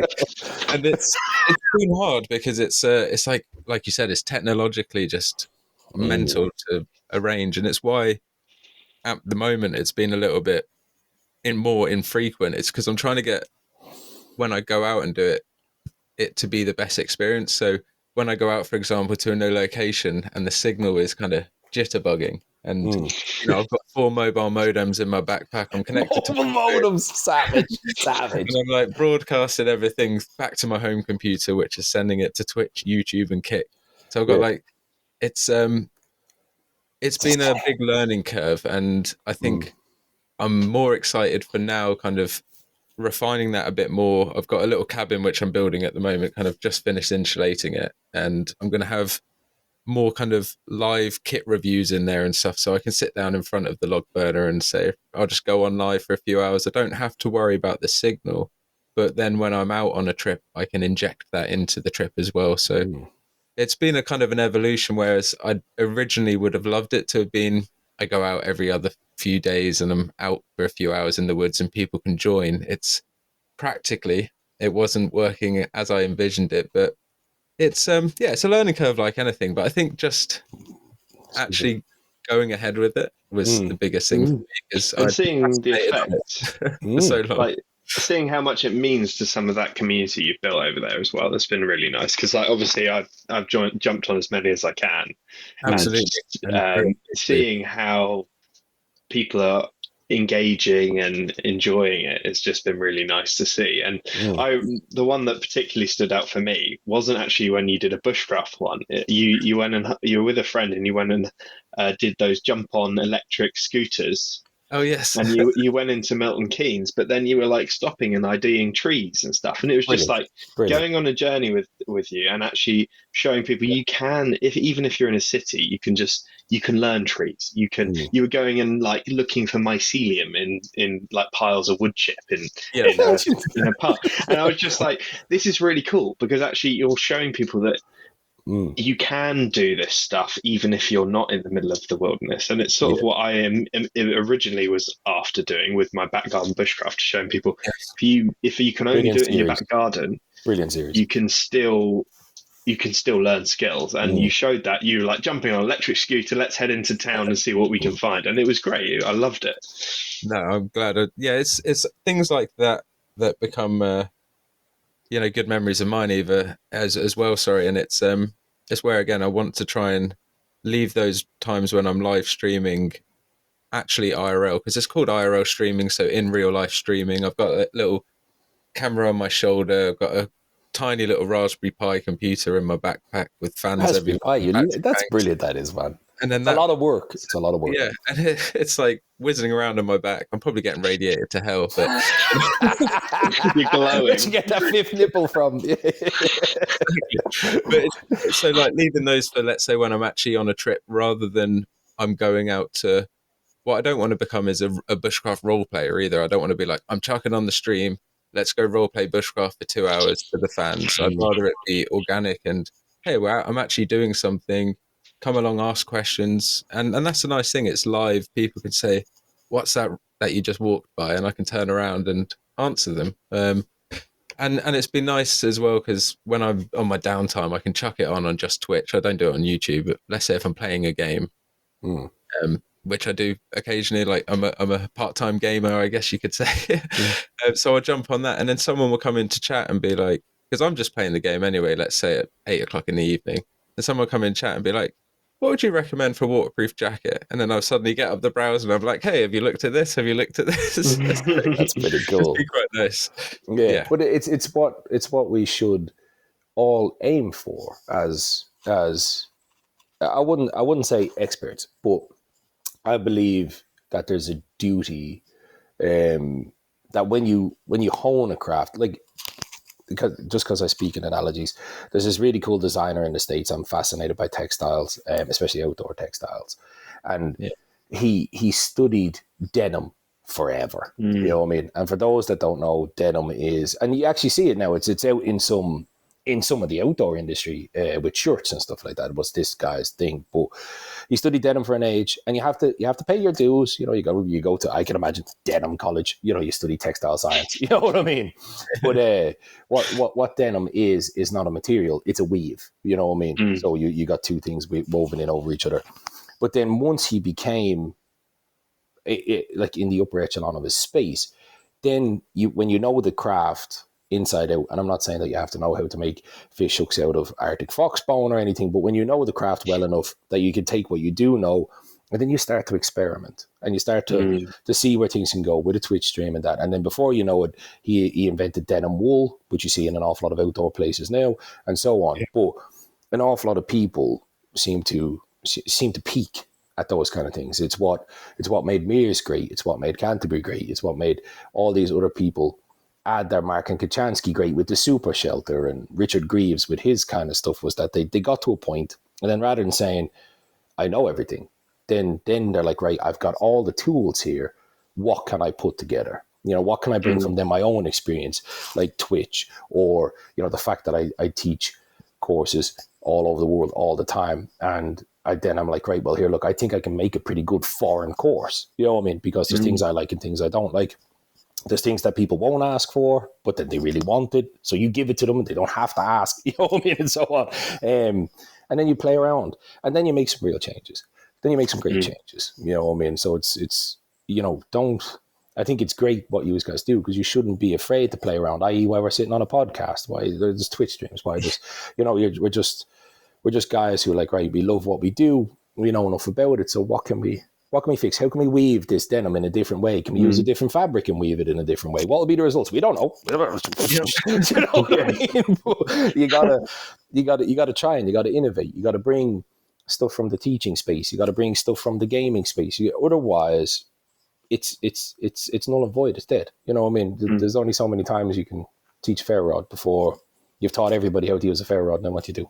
You know what I mean? And we have to understand that very, very true. It's a generational thing as well. That's what my kids have taught me, is that, you know, I have to work harder on engaging a different audience. It's not their job to engage with me. It's just because I bang up a video or because I do anything. It's not, you know, the Joe Robinettes of this world are the 1%ers. You know what I mean? So then I looked at my demographics in 2023, and it was 35 to 40 year olds, and I said, I'm doing a complete disservice here. But he's trying to engage in these other forums. So I'm on Discord, you know what I mean, and these other places, and I'm trying to incorporate different language, shorter video styles, you know what I mean? You're like, okay, well, what are the 18 to 20? What's my son watching? Oh, geez, if he could watch something for 10 minutes, exactly. great. Well, then that's not me. I shouldn't be going, oh, well, kids and their attention spans. You know, how do I communicate it then in his 10 minutes? You know, that's my job to learn how to do that. So it was great to see that Twitch thing. I was like, go. And you touched even there on Discord. I mean, that's something I'm trying to edge into, because I think it's a great place where like-minded people can join and congregate. And hopefully in the future it would be, it wouldn't be too hard I could probably do it even right now, but there'd be no one there. Actually, when we're doing some podcasts, they could be piped the audio to Discord so people could join a room and listen to it as well, and interact and it's live. more engaging. And that's something that before we move on to viewers' questions, because I like to get personal and behind the scenes with you guys, but that's one thing that I'm really scared of now for 2025, because I've worked with staff, you know, I've managed staff, and even with Heli, there's a team, you know what I mean, and there's testers and everything else, and it falls into certain parameters. But I had to actually sit down, which was part of coming over that imposter syndrome. And it's also a way I want to tell my audience this, and the shared audience that we have, that my responses and stuff have gotten a bit slower online, naturally because of time, but also because, as well as now, I'm actually at 2025 looking to have to take on staff to just do the social media in forest and that stuff, and that's part of what I was saying about my favorite experience of this year. It's all being support and it's all great things, but you know, at the end of the day, I'm just Joe. I'm just Joe to see you talking to you guys. I don't know how to interview a social media manager. So tell me, those SEOs, what are we doing here? Discord. I don't know nothing about Discord. You know what I mean? But I need a Discord manager. I'm like, do you manage Discord? They could tell me anything. They could be talking off ChatGPT for all I know. But like, I have to try and get it. So apologies to anybody who has tried to reach out over the past while. But I'm in this period of not having enough time to communicate like I did, but also trying to find a better form of getting the information to me, because I still want to do it. So scared is not the right word, but it is. I'm very scared. I don't know how to do this, and that is a space that you never imagine yourself getting into. It's a bit weird. So there's a bit of a crossover period that's going to be happening now over the next 4 months. Till I can find somebody.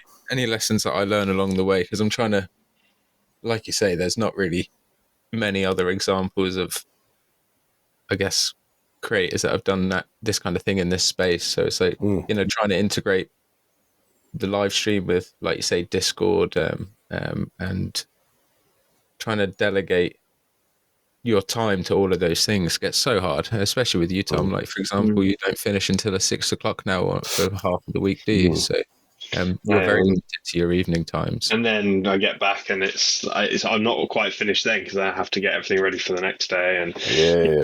And that's before I do anything like see my wife or go and do any like cooking or do anything fun. So, but, you know, I suppose this becomes more valuable than the space to let go. And it does. It comes from that, in the sense of maybe people haven't looked at it, you know, like people like Paul and the older stock of, you know, and I mean that in the nicest way. It's a compliment, you know, for me to say old stock, because they're the people that you should look up to start off and lay down.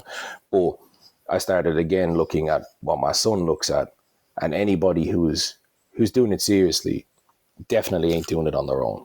And, you know, definitely, like even some of the car channels, they might be a mechanic, but then they have somebody who actually knows what an SEO is, editors, you know, so on and so forth. So it's been brave to take on these kind of things, but it is from the same space as you and Twitch that I'm like, okay, now I have to admit that maybe I don't know everything about where technology is at the moment, and could use a little guidance in this particular space, but then also recognizing that, one, I don't really have the time to learn, and two, that neuroplasticity, it's like, you start talking about backdoors and backlinking and all sorts of stuff, and I'm just like, here, look, I make feather sticks, I design knives, I'm nearly 40, you know, maybe it's time I just got some 19-year-old kid that actually knows how the world works these days, and just say, there you go. You know what I mean? As well, for me, it's been I've sort of had to think about where I want my channel to be, and I've landed on, I want it to be a channel still just for me. I'm not there to get followers or likes, and I had to sort of make that decision, because I was like, I have now the access to my woods, and I could be up there every week making content that is designed to get followers or to teach a skill or something like that. And I was thinking, I'm working hard. I'm doing teaching and sharing my skills to people in the flesh. Do I want my downtime to then be teaching people just every week on a scheduled thing? And I was like, no, I want my downtime to be enjoying the woods and furthering my skills. And if I film a video, it's probably more likely going to be one for memory for me, or just showing how fun being in the woods is, rather than it being me trying to do a clickbaity title and doing a thing for views, or for getting a product review on, you know, or even doing teaching on there, because I could go down that road, but then I kind of want that safe space just to enjoy it and further my own skills.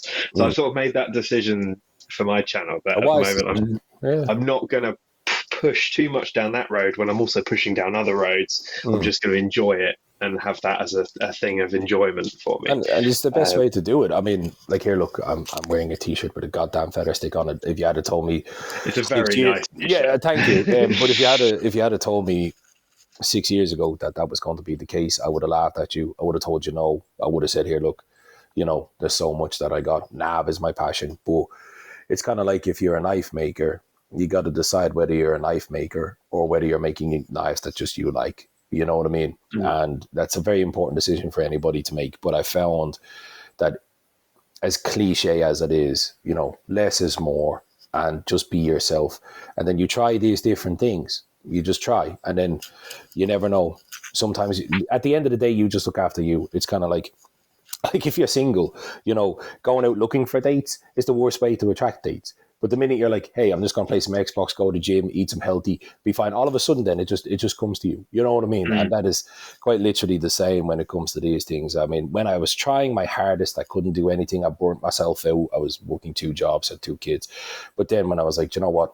I'm going to make videos that just add to the conversation. If I come up with something cool and I want to share it to add to the bushcraft conversation, that's fine. I like taking photos. My partner's a photographer. We'll just sit in this circle. We'll make sure the bills are being paid. I mean, in the very early days, like I said, I was homeless. You had part-time jobs. I had part-time jobs. It's just the situation we were in. But then as we started doing it more for fun, Jesus, then that's when, that's why I'm here now. It's not because I decided I wanted to make a career out of this. I didn't even know if you could make a career out of this. But now heading into 2025, my calendar is almost full up to 2026. I'm just checking it on the wall there, but it all just spun off the back of that. So now I would love nothing more than to be at the Bushcraft show or at Blade show this year, where I'm going and talking about something really intricate about edge geometry and what I've learned about metallurgy, and whether AEBL is worth it and something super nerdy like that. But now everybody just comes on, can you come make feather sticks? You make feather sticks? Do you want to make some feather sticks? Can we do a feather stick competition? We'd love to talk about that, but some more feather sticks. But here, look, I either want to do this or I don't. You know what I mean? So you gotta go do what you gotta do. Even like that, I got so excited. Oh, we want to bring out a t-shirt line. And I'm like, oh, that's awesome. We come up with these cool things. Not about feather sticks. We really love this thing that Eden just accidentally drew on a napkin one day. Can we put that in a t-shirt? It's like, yes. That's so cool. But you have to just roll those punches, Tom. So it's great to hear. And you, Liam, you do it for fun. You do it for you. And then that's when something clicks somewhere. And if it don't, at least you've done it for fun. And that's it. I mean, if you told us we'd be interviewing people and stuff on this podcast when we started out, we didn't even think we would be having anyone listen, let alone guests actually wanting to come on. So exactly.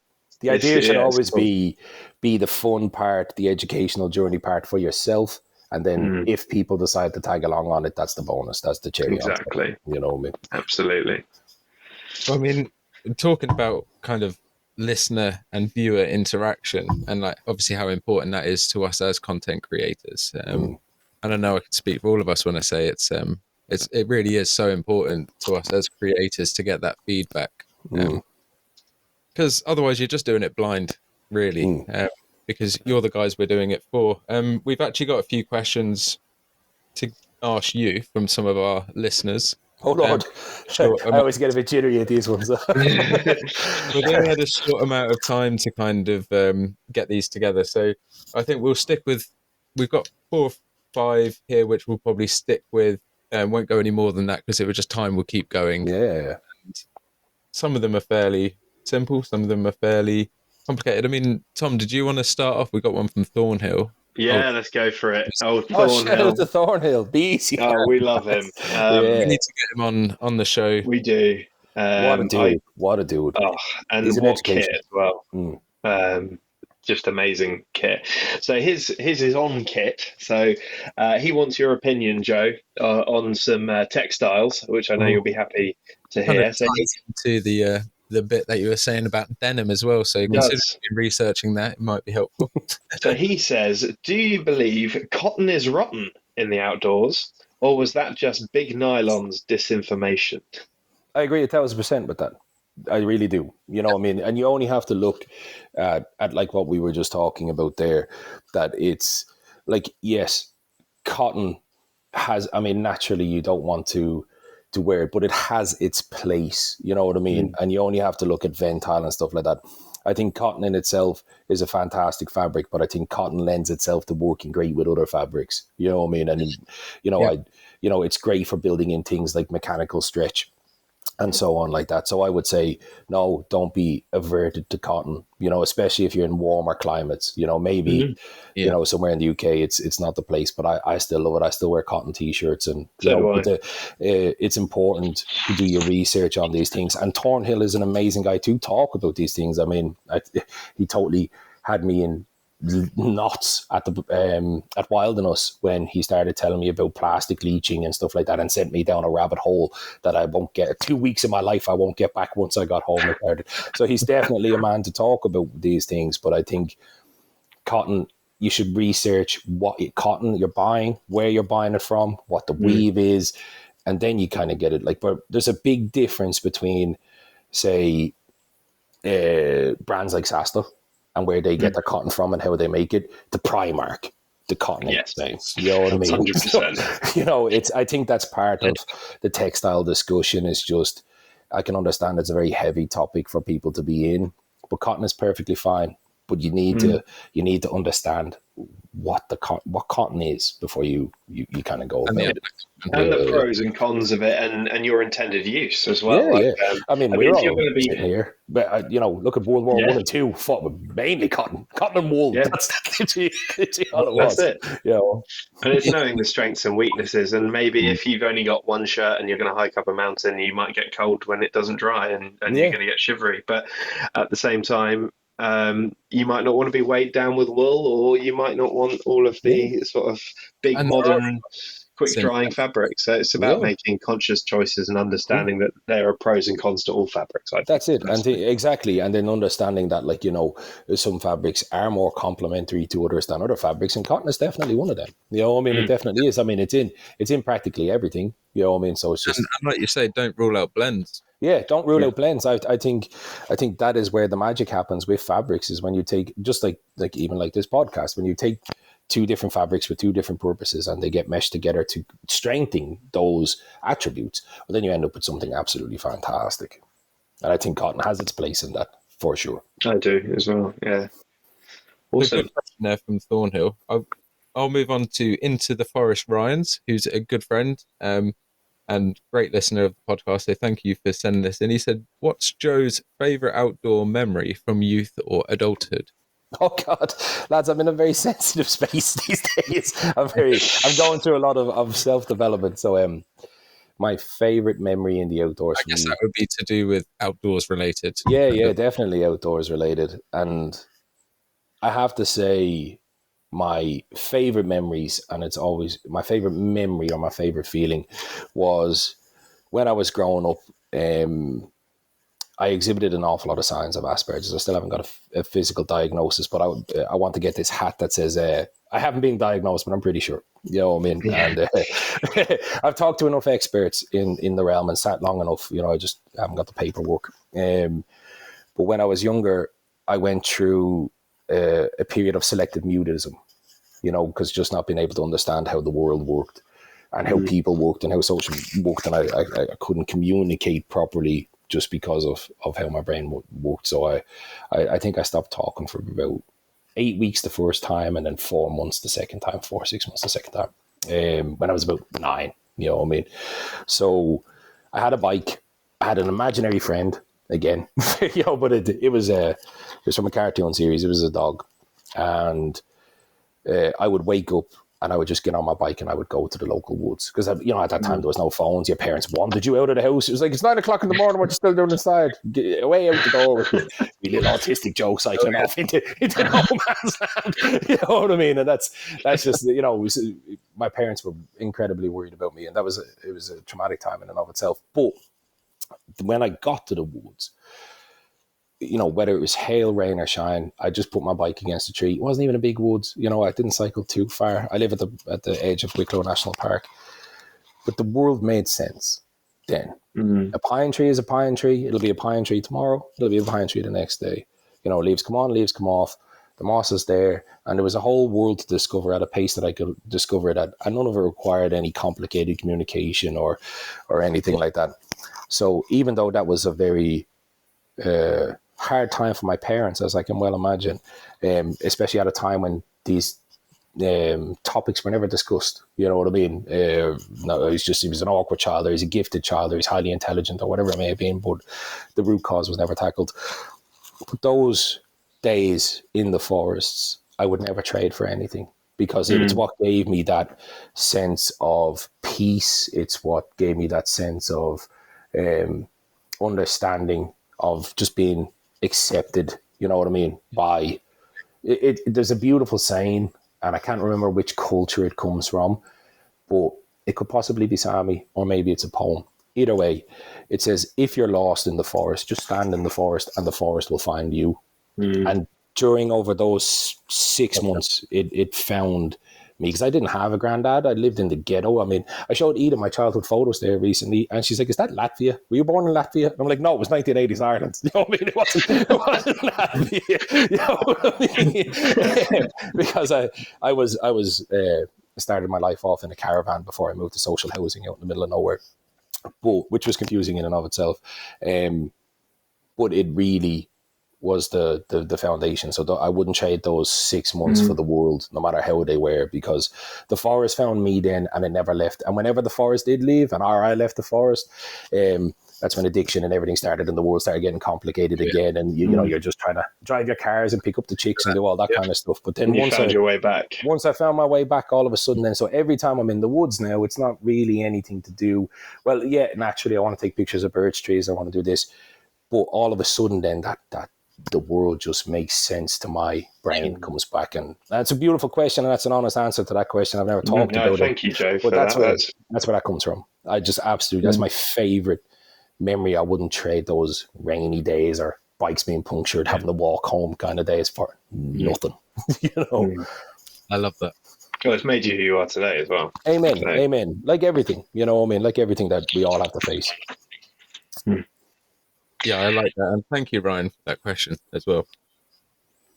I think we've got time for one more, Liam. Does that sound good? Yes. Yeah, go for it. 100%. So we got a question from Patrick Murray, and he wants to know simply, Joe, what is your favourite species of tree? My favourite species of tree. Yeah. No, it's a beautiful, and it's again, because of my brain, I can answer it straight out the gate. It's beech. I absolutely love beech. Nice. Yeah.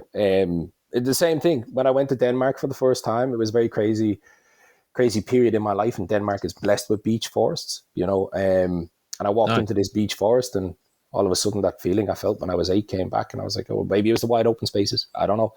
But then I got engaged, and I started reading about beech trees and how they talk to each other, and different sides of the planet, and beech nuts and squirrels and how they control populations. And I just went down this rabbit hole. But beech trees are just the best. They're the best. There's a mysticism in a purely beech forest. There is this sort of mystical vibe you get. I can't really describe it, but they do feel different to other forests. They do. I love how they nurture each other, and you can see it, and they lean, and they don't crowd the canopy. And you know, if one grows up, they try their best to make space. And there's just something, I don't know, about that sits with me. You know what I mean? So beech trees I'll never. They're the dangerous trees to sleep under. You know, I mean, have to try many tarps and stuff like that. I wouldn't recommend it. But taking a walk in a beech forest is one of my favorite things to do. Absolutely. Yeah. It's a hornbeam for me. Not too dissimilar. Yeah, I actually, when I went to the UK that time, I got real big into trying to disseminate between the differences between hornbeam and beech. Yeah, it's a lovely feeling, those kind of woodlands. My woods has got a lot of hornbeam in it. I'm very lucky to say. Which is good. I'd say mine is probably oak. Oh yeah. Yeah, I think it used to be birch, just because of the sheer versatility of birch.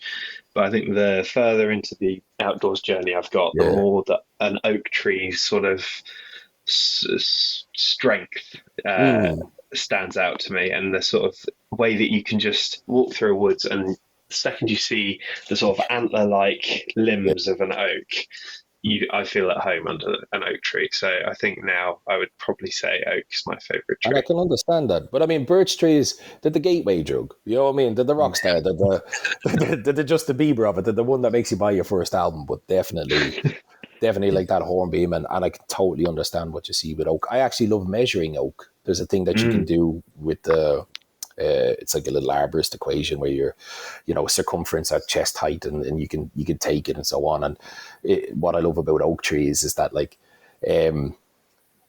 they lie about their age. You know what I mean? I think that's very cool. And you see an oak tree and you think, geez, that must be 200 years old. It could be 12. You know what I mean? And then, like, you see another oak tree and you're like, oh, that's fairly young. Things like Gandalf, it's probably seen 20 wars, 6 kings. You know what I mean? There's a couple of really interesting ones on a walk that I do just from my house here.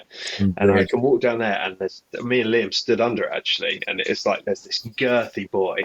And it's a beast. I don't think you or me together could touch. We couldn't go around it. But then if you keep walking down that path, Liam, and you keep going for about 3 miles, there's some really squat ones that looks almost like a giant sort of got hold of them, squished them down to make these compact. But I'm pretty sure they're quite old.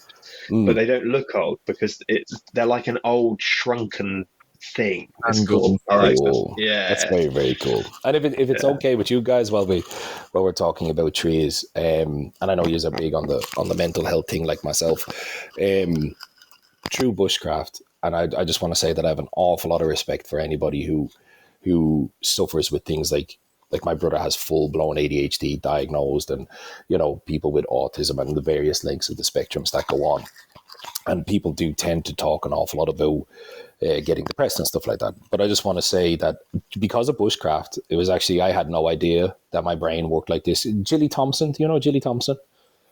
She works with the IOL. You'd know her to see. She's always she's one of these ladies that are on the periphery. I'm terrible with names. Yeah. And I've struggled a lot with a lot of things. And in fact, I have a feeling that I may, because I've tried to commit suicide several times in my life, but I have a feeling that it was never really depression or whatever. It was just something that was just undiagnosed. And then one day, and I always felt good around Ida.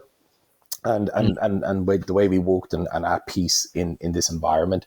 But I was at Hull Bushcraft School, and Judy Thompson was there, and she has Asperger's and works with people with Asperger's. And she just came up to me in the middle of the class one time, and she's like, how long have you had your diagnosis? And I was like, what? You know what I mean? And he just started laughing, you know what I mean? Because she had her suspicions. But I haven't gone to get it yet. It's just having time, and I'm pretty sure. And that's why I'm saying I have respect for those who have gone about it, and I understand in this day and age, it's very spicy and very trendy to have something. But taking those processes and going and talking to professionals like I have has actually helped so much. In fact, the Joe that you see now on In Forest and Lands, you can look at videos, because I never delete videos, good, bad, or indifferent, at videos back then, and you can see just how much I was struggling with this, So I said, here, look, I have not got time to go through the lengthy process of it, but I said, let's treat it. Let's treat it like it is, and fair play to my partner. She says, all right, okay, cool. And we've done a lot of reading about it. And I started to treat it as if I had it, I have not been depressed in over 2 years. The world is so much more manageable. I've quit alcohol, I quit cigarettes, I quit all those coping mechanisms. And it wasn't like I set out to do anything about it, but it was because as the world became easier, I didn't have to, you know what I mean? So I just want to say to people who are listening, and also respectfully to those who have done it, because I know I throw out there, because it's a personal joke in the house that we talk about tisms and stuff, just because we have so many twitches between ourselves. He has ADHD, that it is worth it. Everybody's on there somewhere. I know they say that, but it is genuinely worth going and talking to somebody, or to joining a forum, or doing whatever. And I'm sure you see it in your profession a lot, Tom, too. Oh yeah. And, it's a big help to even just call the beast like its name, or if you have a suspicion of it, just try act like it for 3, 4, 5 weeks. Let's just say, right, I'm going to treat myself as if I did have this, and it was a massive game changer for myself. Well, I used to be so scared of admitting when I had terrible GAD, general anxiety disorder, which led to depression. I didn't want to admit it because I didn't want to think I was a coward. And it took me a long time to actually acknowledge that I had something in my brain that wasn't quite ticking the way it should. And once I admitted it, it did help. And then I realized my happy place was the woods. And it just helped. So I mean, it's what's forwarded this on, and I just want to encourage anybody, because in Scandinavia they barely speak. to me, I need very clear communication, to actually understand what was going on. And the period where I started working for Scandinavian companies was the most stressful period I've ever had in my entire life. And now I have somebody who helps me read my emails, because I find it very hard to understand intent from text. You know what I mean?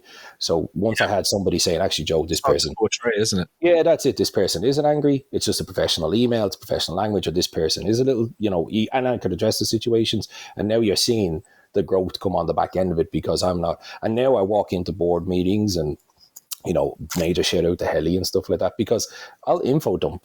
I'll end up talking for 2 hours. You get me on a special interest topic, I'm gone. You know what I mean? I'll start gesticulating here, there, and everywhere, and my mask will come down. And I'm like, look at this, and I'll be away.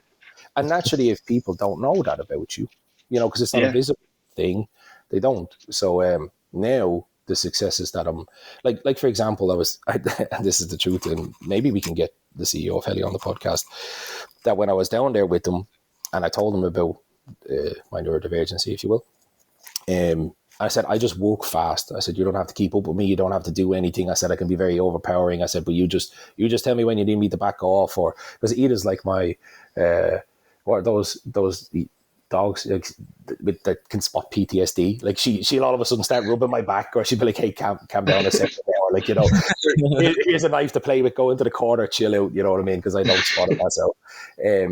And they said, here, look, we really want to design this new product. It's got wood, it's got this, it's got all these new things that we're trying out, and we're kind of stuck on it and totally fine. And then something just clicked in my head. And I was like, oh, I'm not going to be able to let this go. And Anita made a joke about it at the meeting. And she's like, he'll have it for you tomorrow. You know what I mean? And I was like, we'll see. And then we went home. And then rather than suppress it, because we're treating things differently, I designed this whole new product on the back of a pizza box that I had in the house. And I brought the pizza box into Heli, because I feel now that they know, you know what I mean, and they know who I am. And I walked in with the pizza box into the production meeting, and I'm like, trust me, you know what I mean? I love the pizza box, and it was there. That's amazing. And it was so beautiful to not feel so ashamed having to sit on these things and stuff like that. So I think anybody neurodivergence should be celebrated rather than suppressed, because it has so much to offer, and people all think differently, and we should celebrate that, I think. Agreed. And it's power of just discussion, like how important it is for men like ourselves to have this man time to sit down and chat and digest different theories or bits of information together, and just have that time where you share important conversation with people. We're social beings, aren't we, at the end of the day? Yeah. And it's also breaking that stigma as well, because for so long it was like men can't speak. No, for sure. And it's the same with women, because there is such a stigma against mental health or neurodivergence, and it's like, no, we need to break that. People should talk about it and be honest. Yeah, and we came from sorry, Liam. We came, as you can see, it's starting to get exciting in me now. But like, I'll chill if I haven't got either. Where are you? But it's we come from a generation that didn't have phones. You know what I mean? So naturally now we're in a weird space. But we also came from a generation that had none of these diagnosis tools or conversations like this. So sometimes it's worth just going back and revisiting what's gone down. Carrying an awful lot of anger over into one space now that I've gone back and put on these new glasses. All of a sudden, like, the world just made sense. You know what I mean? And tipped along. And also as well, again, I've said it several times, but again, thank you for the time you have made to create such a podcast where you can do this. And you can see, Liam, I was so excited to get back on, because it's nice to let out the conversations in the space that you feel like talking about, but don't maybe normally get a chance to do. I love these, and I love mental health, and we like teaching and pedagogy, and it's always beautiful to talk to you guys. So well done.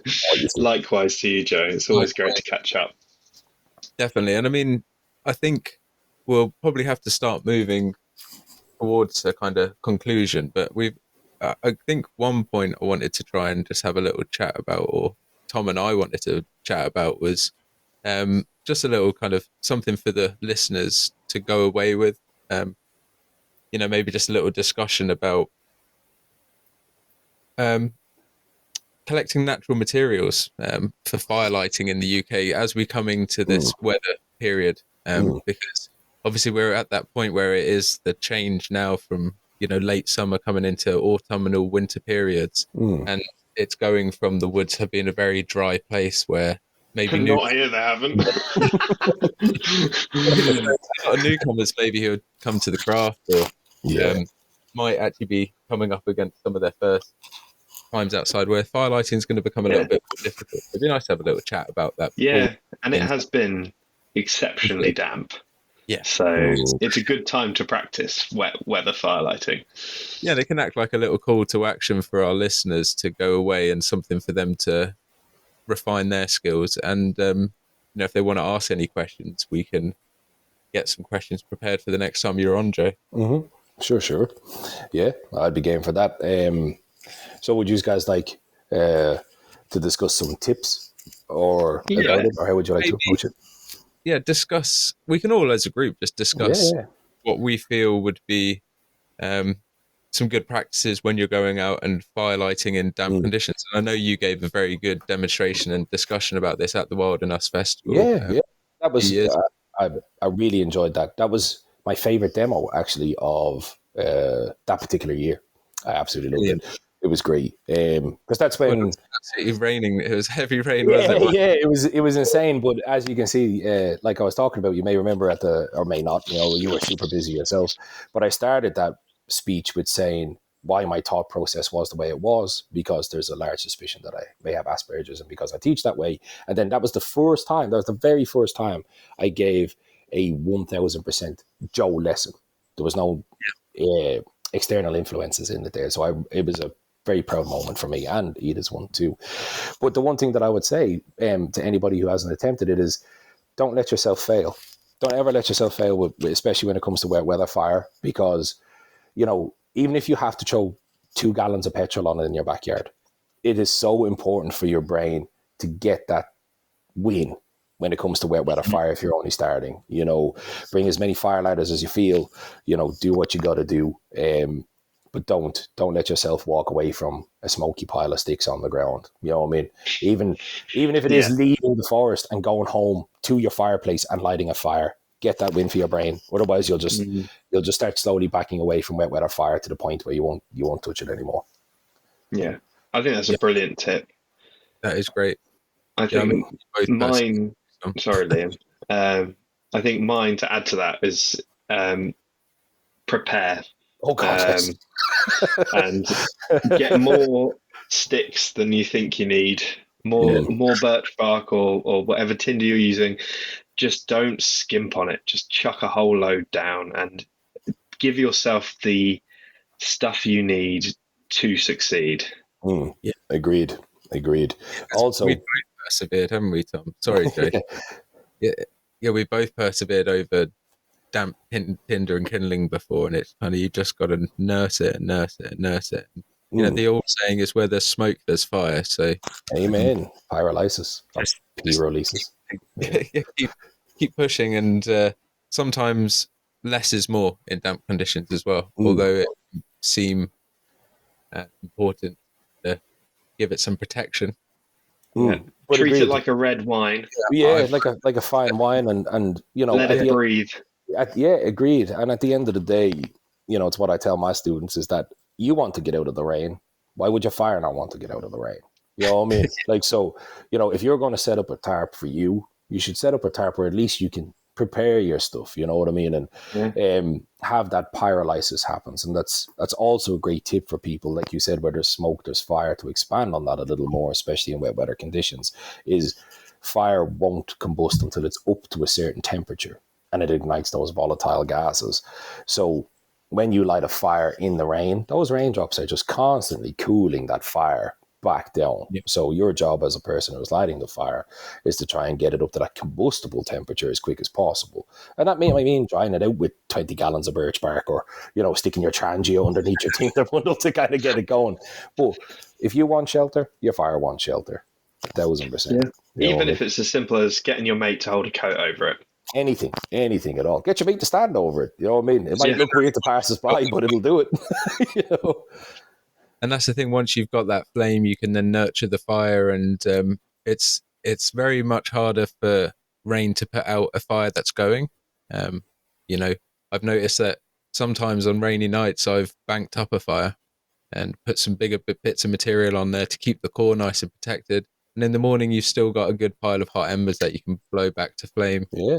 So it's about thinking proactively and saying, actually, now I've got this going as well. Let's say if you're on a trip, how can I reduce the amount of times I need to light a fire in the wet as well? If you're on longer There's trips. also the you got the water falling from the sky, you got the precipitation, you've also got the cooling effect of the ground, and if you got a wet ground, get it up off that ground, make a base of some dead standing wood, get it up off the ground, let the air flow underneath it, and just do everything you can to keep that triangle of fire, the oxygen, the heat, and the kindling in proportion. Otherwise, you won't succeed. So it's about thinking scientifically, giving yourself every chance possible to get that fire up to temperature, as Joe said.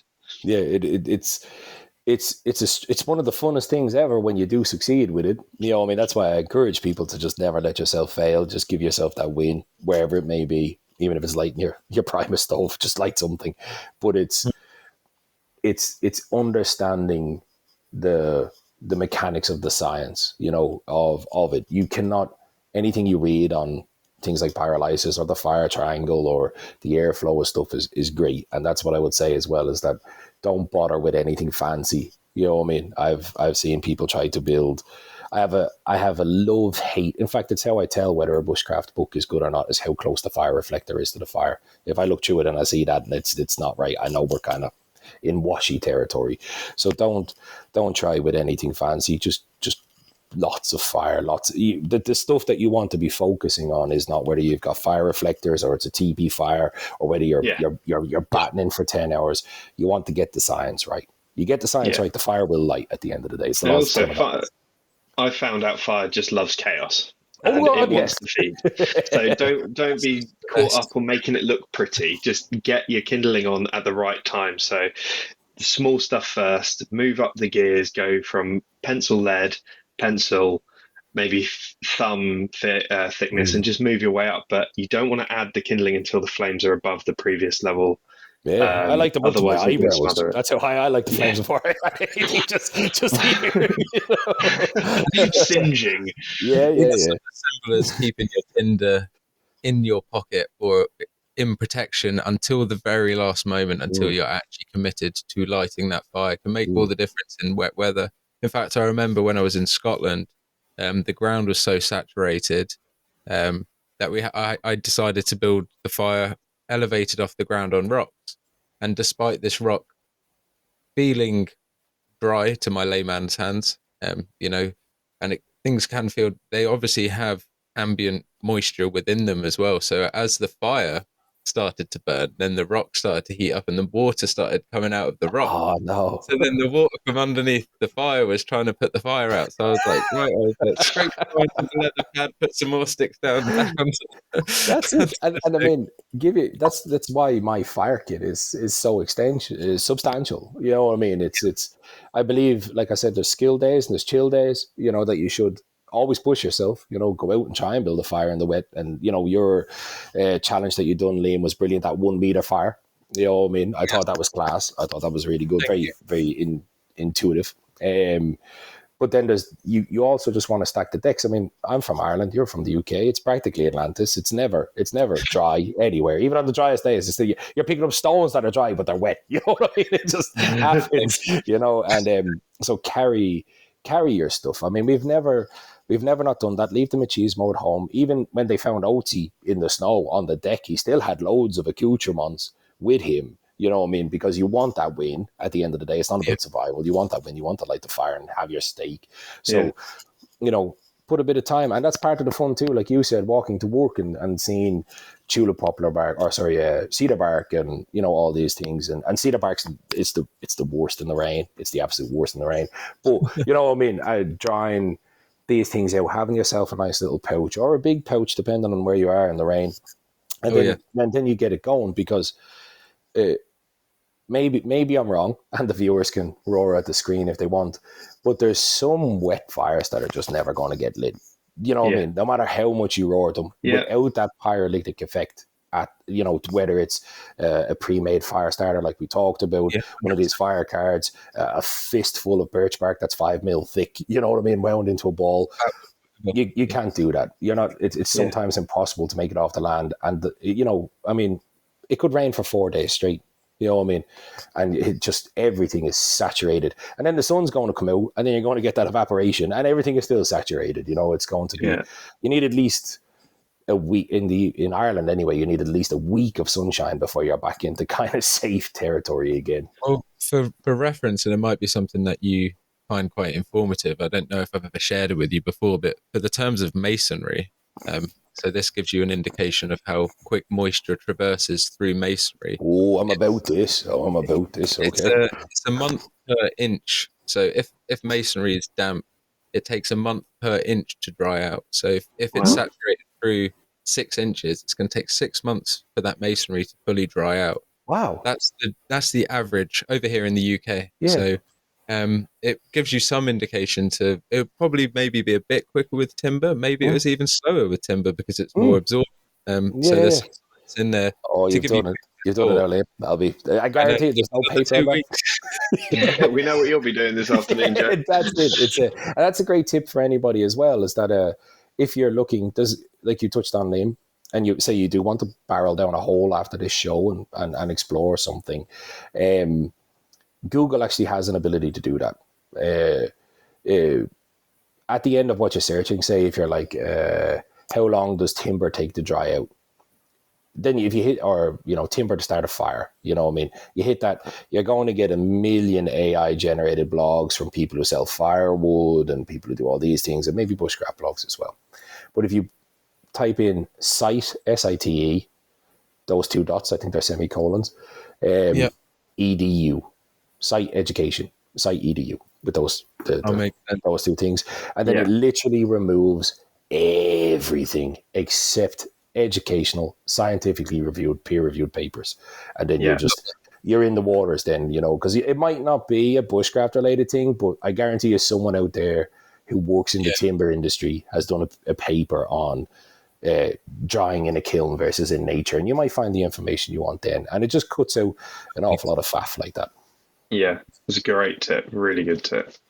Yeah, so and that leads into just giving yourself a bit of time. Don't beat yourself up if you can't do it. Like you say, Joe, you can't always make a fire from the wild, but even I can't. You know what I mean? Like as much as people may project that thoughts onto people like ourselves, there's days when me and Edith will be kicking the fire around the place. You know what I mean? I live in petrol land. I mean, it's Sweden here, and some days you just make the wrong wood choices. Some days the ambient temperature is a little bit cooler than what it would be, and it's a struggle. I mean, there's a reason why I carry fire cards.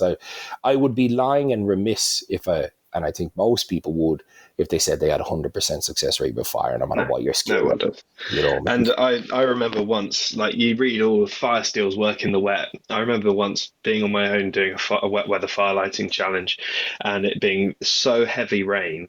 I didn't have a tarp, but it was actually washing away the bits of ferrocerium while I was striking it quicker than it could actually catch sparks. So I was like, it's just like basically doing it in a bath. And there was no way that day I was getting a fire lit. It wasn't happening. Yeah. That's the truth. I've had fires wash away on me. I mean, only there a couple of weeks ago. Yeah, the week before last, myself and Edith create content for an awful lot of channels that you don't know we create content for. Again, another thing that takes up my time, which I enjoy doing because it's almost like I get to bushcraft again because I don't have to be there. You know what I mean? It's like, oh, hey, we have to do these things. And one of them is a cooking one, and Edith's book is coming out soon, Christmas. So we're getting the last bits of it done, and we had to light a fire, and I swear to God, the struggle we had. And like it ended up getting to the stage where we started laughing at each other going, who are we? You know what I mean? Like it's like we've dedicated our entire life to this. We've birched and all sorts of stuff, but we forgot stuff at home. I didn't take the time that was needed to prep. We were too focused on what we were trying to do. And in the end, it was just this weird smoldering pile of damp, sticky, twiggy things. You know what I mean? Just because I was too focused on having it as a cooking fire, too focused on having it photogenic or pedagogy, I should say. And yeah, it was an absolute, and we just had to laugh about it. And that was on a damn near perfect day. It was just, it had been raining for the past 4 days, and we just totally didn't factor it into the equation. And that's two of us, you know what I mean, in that, you know. No, I love that. That's it's important to kind of own up to, like you just said there, own up to when you've just done it wrong. Like, Yeah, and as simple as that, you know. Yeah, the amount of times I've been like, why did I a great example, and it probably sums up it really well. Tom and I building a completely natural shelter, 2 independent shelters connected at one point, and we didn't have a tarp. We had no other type of shelter apart from one poncho between the 2 of us, so it would have been cozy. And we just about finished putting on the thatch on the shelter, and then my ridge pole snaps. Oof. And all shelter collapses, and it's coming to dusk, and I'm like, okay, well, at least it didn't take yours, Tom. And Tom was like, yeah, that was really lucky. Before he finished the word lucky, his collapsed. We just looked at each other, and we were like, hang on a second. Went over to the ridge poles, and despite the ridge poles having green growth at one end, the other end was deadwood, and that was where the weight was. So it was our kind of like, we looked over, glossed over the timber, coppiced it down, not realizing that one section of it was deadwood, completely and the wrong. one section that was kind of connecting. So yeah, we do it, you know. Yeah, It's just same thing happened to me. I joke about it all the time that I'm fantastic at building human-sized deadfall traps because shelters are just like that. You know what I mean? What a joke. Yeah, that's it. I mean, it's just, I've had so much thatch and everything fall in on me because of those things. And like, if you walk away and you learn, it's never wasted at all. You know what I mean? And it was one of our best trips ever, and we ended up getting a bow drill fire for our fire after that in the pitch dark, and it was great. That fire kept going for the whole 3 days we were there. We did flint knapping, made a bench. It was probably actually, yeah, like you say, Tom, my favourite camp with you, mate. Really, savage. It was a wild one. Yeah. Wild one. No, hey, look, Michael Schumacher can't win every lap, but he learned from every loss, and that's all that matters. And it's that second kind of fun.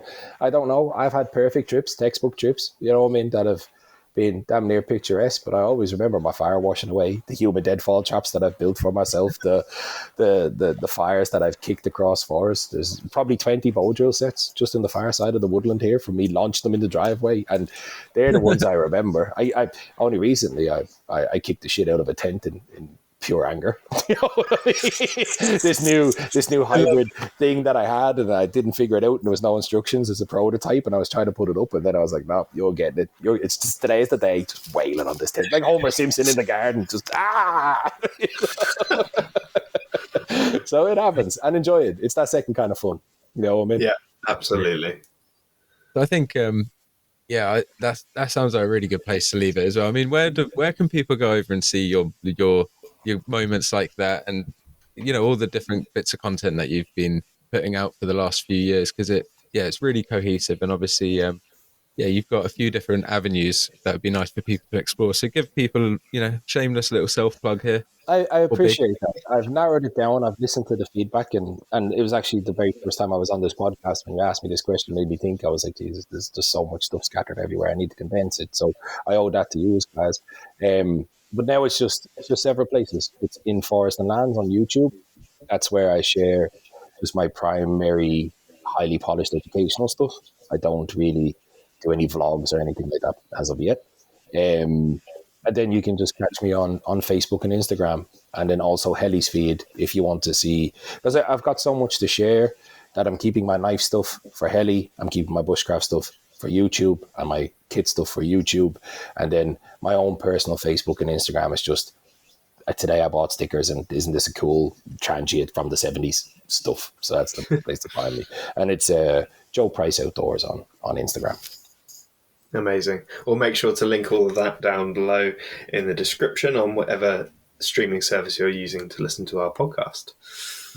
Yeah, buddy. And in terms of the podcast, I think we've got, and we'll give you a little teaser of what the next episode might entail, and that's going to be pretty much revolving Mr. King here.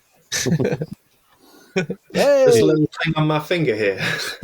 He is, for all of you guys who can't see, which is mostly all of you listeners, he is waving his lovely wedding ring there, his band. Because, I was best man at your wedding last week. And Oh, cool. I can't wait to be able to share that with the listeners. So yeah, I mean, it's not going to be as bushcrafty as most of our episodes, but we'd like to recap what we did for the stag do, which was bushcraft. very bushcraft. And then just a few little nice anecdotes from the day, because it's obviously you guys, you follow us as people. We're human beings. We have other things going on in our lives that aren't bushcraft.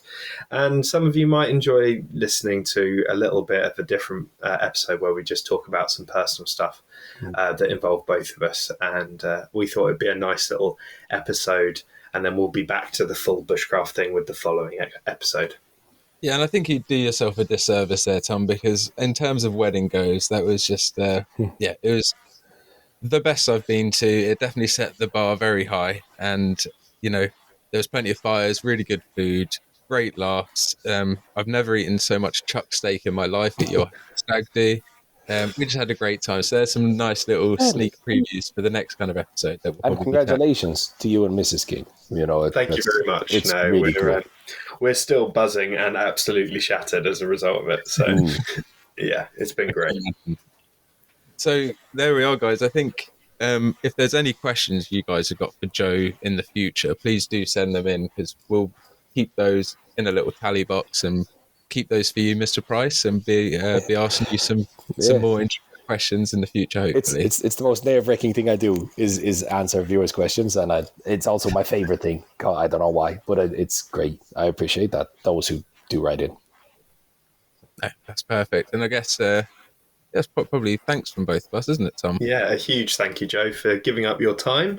Hey, it's a pleasure. For coming on and having such an honest and open conversation with us. It's been really brilliant. I've loved it, and I know Liam has as well. No, I appreciate it, guys. I don't mince words like that, and it truly is, as Liam knows, I pester him all the time, but it's my favorite place to come and have a chat, and I think it's top tier podcast stuff. You know what I mean? So I really appreciate you guys also having me on, because I do look forward to it, genuinely look forward to it, which is a rare thing in these days. You're always a bit nervous, but proper excited, because it has to be my favorite podcast to be on, over the course of the year. You're a fantastic guest. I'm sure I can speak for you, Tom, when I say we always have just the best time chatting away with you. We could go on for so many hours. But life, as the great philosopher Desiree used to sing about, Yeah, literally. There's a little break in the rain here, so I need to go and make hay while the sun shines and collect some foraging materials. Yeah. Have about 30 minutes of sunlight, I have to go again. Bless you. Well, honestly, Joe, thank you so much for coming along. And if there's any last little message you want to leave with our listeners, now's your chance to say it, and before we sign off. Yeah, no, the message that I'd like to leave is to support those, who you wish to see support. That is how the algorithm works. It'll show you what you want to see. And, this podcast is one of them. Your own individual channels are one of them. And just now of all the times is the time to really show support for those who've delivered and given you hours of entertainment and hours of educational stuff. So, make sure it's nothing to press a subscribe button on anybody's channel, and it's nothing to ring a bell on anybody's channel, but we really need to, make a move on this and show as a community that we do support each other, because I've learned it myself this year that it will boost what it sees interaction with. So if enough people subscribe to Bushcraft channels and enough people subscribe to whatever it is that we are producing, well, then the algorithm will give the entire Bushcraft community seeing the space that it deserves on the channels that it's on. So go support go see your local band. You know what I mean? Maybe one day we'll have a Twitch category for Bushcraft. Hey, possibly. That would be something else. You'd definitely be leading the charge on that one, brother. I think I need some help with. Brilliant. Well, thank you again, Joe, and we'll see you all in our next episode. Yeah, Tom, pleasure. Thank you, guys.